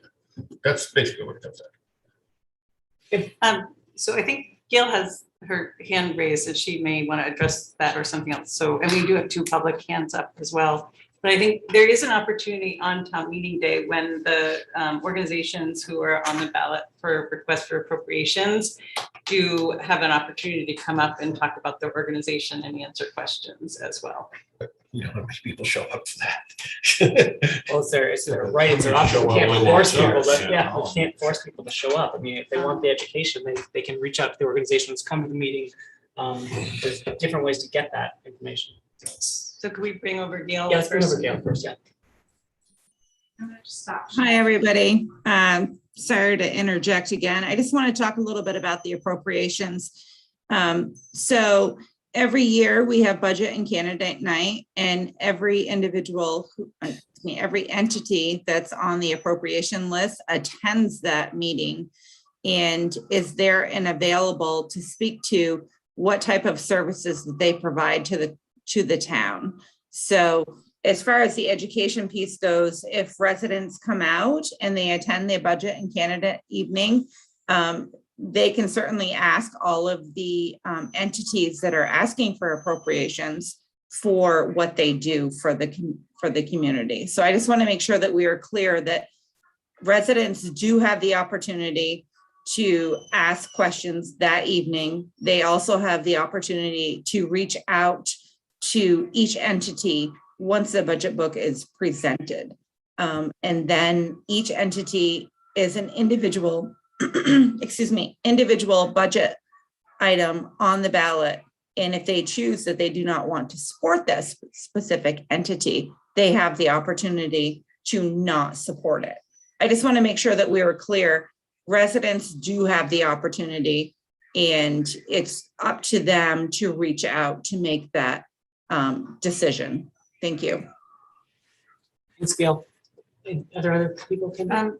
Two Or- more. Yeah, two more public hands, and I do still have one more question related to Tracy's presentation. Do you want to go to the public first and come back? Yeah, let's just do the two Okay. public ones and we'll come back. And also, I think that because any of the organizations that have gotten on the appropriations list have gone through the petition process to be on the ballot, that's probably got its own statutory restrictions or regulations as well. Do you want to bring over Brett Mayfield?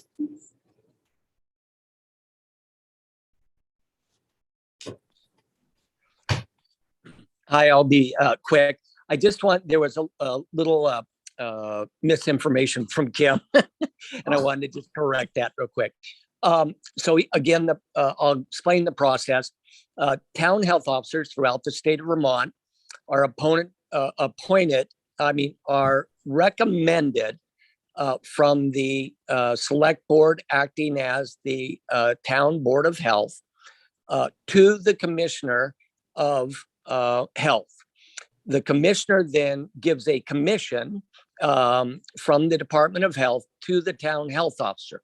The state of Vermont has never paid any town health officer any money at any time, anywhere. What they do is the state of Vermont, for the duties of the town health officer, take care of any liability that might arise in their job as a public health servant, officer and servant. It's a hybrid position. Both the state of Vermont and the town, I just blanked out, city and town organization, see the town health officer as an attached entity to the town they're in. It's, again, an old position, been here a long time in the state of Vermont, and it's a hybrid, but it is not a state employee. And they're not really a town employee unless the town chooses to do that, but they are attached as an entity to the town. That's how it works. So it'd be great, Kim, I say this every few years, if the state, did do something, that would be something that the legislature would have to legislate, through town health officers. But they do receive no compensation from the state of Vermont. I'm so sorry, Brett, and I know you have explained this before, and it doesn't sink in because it doesn't make sense to me, so. No, it doesn't, and it's, it's been one of those things, a service position, throughout the time that town health officers have been around, which is quite a long time in Vermont's history. Most of the bigger, when I say bigger, most of the towns, Rutland, Barry, Montpelier, Burlington, Essex, Williston, their town health officers are an entity within their town. So there are health departments. They're usually a lot of times a dual position where there'll be health and something. But there are some that are just, health departments, and that's, and when they do that, because Tracy and I will be presenting more down the line in the next, 6 months here. But when they do that, they can then, instead of the state fines, which are there, which the town gets a part of, if they're, if we choose that, they can then make their own fines for the state rental codes and things like that. The town can actually charge their own fees. And that was something the legislature was trying to pass through this year in hybrid. They were making even a bigger hybrid. It didn't pass because they also had attached that they were going to oversee all short-term rentals in the state of Vermont, and the governor didn't like that. But it is going to come up again. We've been told in our meeting a few weeks ago, our training and everything, that the legislature will bring a new bill up to make under rental codes, make them stronger and look at stronger liability. But that I'll keep you updated. But I just want everybody to know I'm commissioned by the Department of Health, but we are definitely town people. So we get nothing but what stipends the town, decides to give us. Thank you, Brett, for clarifying that for us. Appreciate it. Thank you. Is there another hand? Can you bring Eric crossover?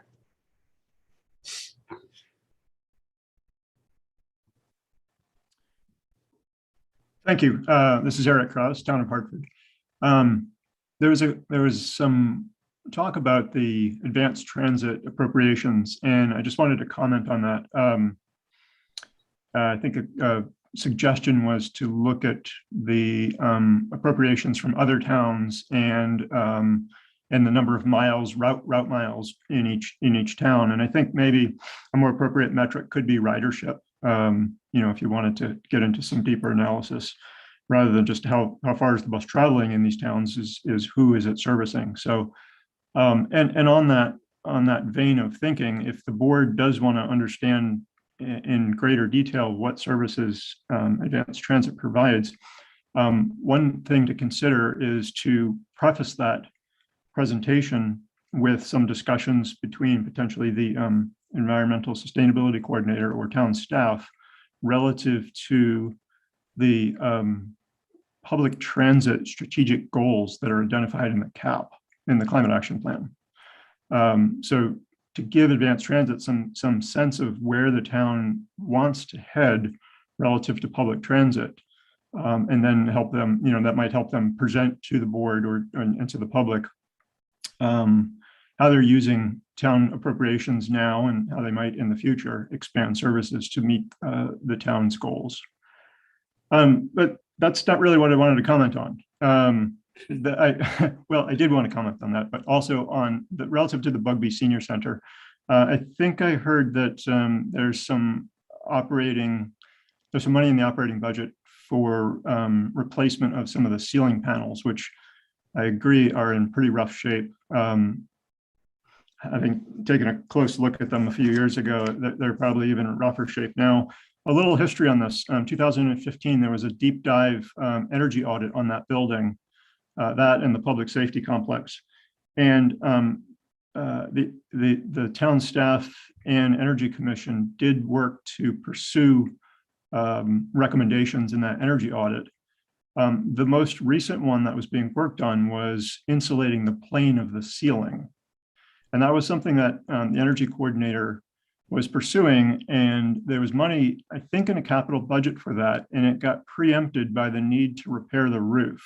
There was some decision, and I'm a little fuzzy on this personally, but there was a decision to basically say, well, no, we're going to take that 100,000 or whatever it was, and we're going to repair the external portions of the roof rather than insulate and air seal the plane of the interior ceiling. And the reason I bring this up is because I don't think that work has been done. And it's outstanding, essentially low-hanging fruit in the energy audit. And so the sort of logical way to proceed, I think, is to revisit that energy audit and see what's remaining to be done. And if I'm correct, if that needs to be done, then investigate, get some estimates and look at that work. And it might obviate the need to go ahead and spend capital money repairing the ceiling panels if you're going to insulate the plane of the ceiling, because the idea there was to drop the entire ceiling, just tear the entire ceiling out and re-insulate the plane of the ceiling rather than the plane of the roof, which was what the energy coordinator was recommending in 2018 or 19. Anyway, so there's a sort of interplay between the capital budgeting and the operating budgeting there that I think needs to be explored a little bit, or maybe it's being explored and we just haven't gotten to that point in the conversation yet. Thank you. Thanks, Eric. Dennis, do you have anything you want to add to questions? Yes, quickly. Thank you. Oh. No, you know, I've already spoken. This is the second round, sorry. I'm wondering if we could get an update from the Hartford Cemetery folks. I'm thinking that they're, because they have the highest appropriation here by far. I was thinking that we did that to fix the roads through there. For those of you who don't know, it used to have ruts in the pavement and you bottom out. And so they wanted to fix the roads. And I haven't been up there since early spring. And I don't know what the progress on that is. Because they're asking for a little bit more, or. I know I flipped those numbers, so they Yeah. were asking for a little bit And more. so I just think it'd be great to have an update on the status update on where they're at. What their needs are, and what progress they've made. Okay, I will add that to my list of things we want to bring forth. Is that Dennis? Yeah, as we work down the list there, I think you mentioned one of them, Queechy, I think, said they have a tree that's, added to their budget, but I just don't have that information for Hartford.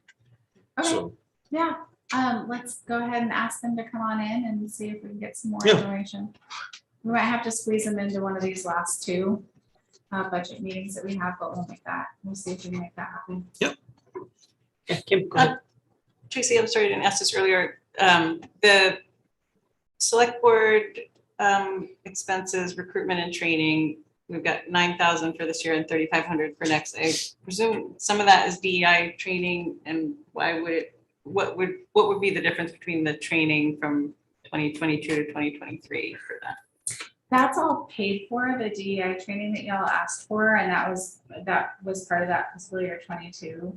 And some fiscal other funding. The 3,500 was just me giving y'all a baseline of other departments of about $500 a person to do any sort of training that you all either want in the future as a group or individually. So in theory, through like the strategic plan for equity and inclusion, we wouldn't budget a certain amount for DEI training for any board every year, you think? What do you think? And I know I'm continuing to recognize that like this is your first budget with us, and I'm asking. Well, I think what I'm hearing you say is like, should we have annual DEI training? It depends on if that's useful, and I have to say, coming from a high training organization, sometimes those annual trainings become rote. In terms of they're not particularly useful or helpful for that board when you might have greater need. I would have to take off my shoes to tell you the number of like sexual harassment prevention 1 hour trainings that I've sat through that have been generally unhelpful, and they're just complying with the statute. So we might want to think about quality over quantity or annual trainings over one of you reaching out and saying, I'd really love to do a training on, additional skills for municipal budgeting or whatever, and you have that pot of money as an individual or as a group to pick something that you think is of best and most value add to yourselves as elected officials and politicians and to the community. Okay, I guess let's see how we do with trainings in 2020. We haven't done any yet, but they're paid for, or it's in the pipeline. It is in the pipeline. We could talk about that kind of more of a holistic thing, but the money is there and those trainings have been paid for. Fall messed up the timing on that. And but in terms of this budget, that's what I'm proposing, is that we kind of have that 3,500 for you all to either decide as a group or individually what you want to do with that in terms of training. Right, and it's likely to be a different makeup of the select board during that budget season, during that budget cycle. Yeah. I guess falls in line with the other departments. I didn't want it. I wanted to kind of right size y'all with what the staff can Right. get. I guess it would be, and I'll take a closer look at this again myself before we convene, but like the goals set forth in the strategic plan for equity and inclusion throughout all the departments, like how are those, is that implementation being budgeted for 2023? If we're looking specifically at the DEI plan, and in terms of the recommendations, in terms of like data collection and training and things like that, many of those are absorbed into other things. So for example, you know, upgrading our systems and our website to make them more accessible and things like that. My personal philosophy is that we can't just drill down on one area of training, and we might have other needs in the community and of staff and board members beyond just the DEI recommendations. that Absolutely. might I'm not be- saying only DEI, but I'm saying, I think it was established and recommended that it is something that our town would benefit from.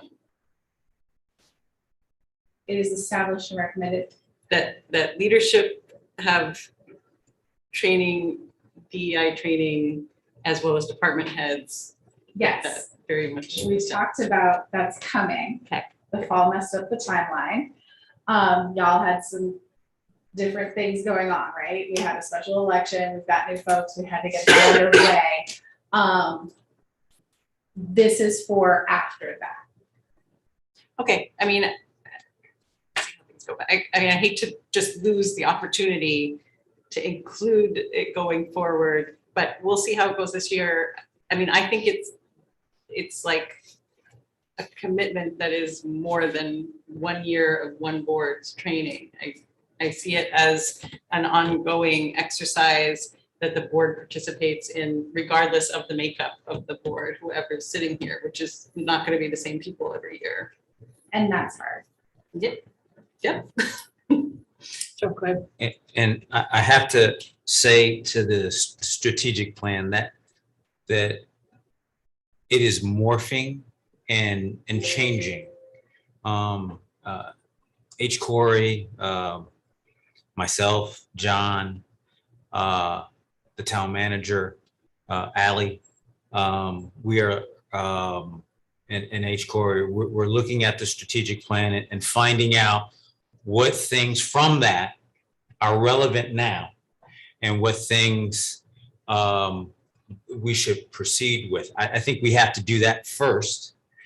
And once we do that, then we can put a dollar amount on that. I agree with you. It has to be ongoing. I don't want to make, but I want to make sure that it's meaningful and we're right sizing it.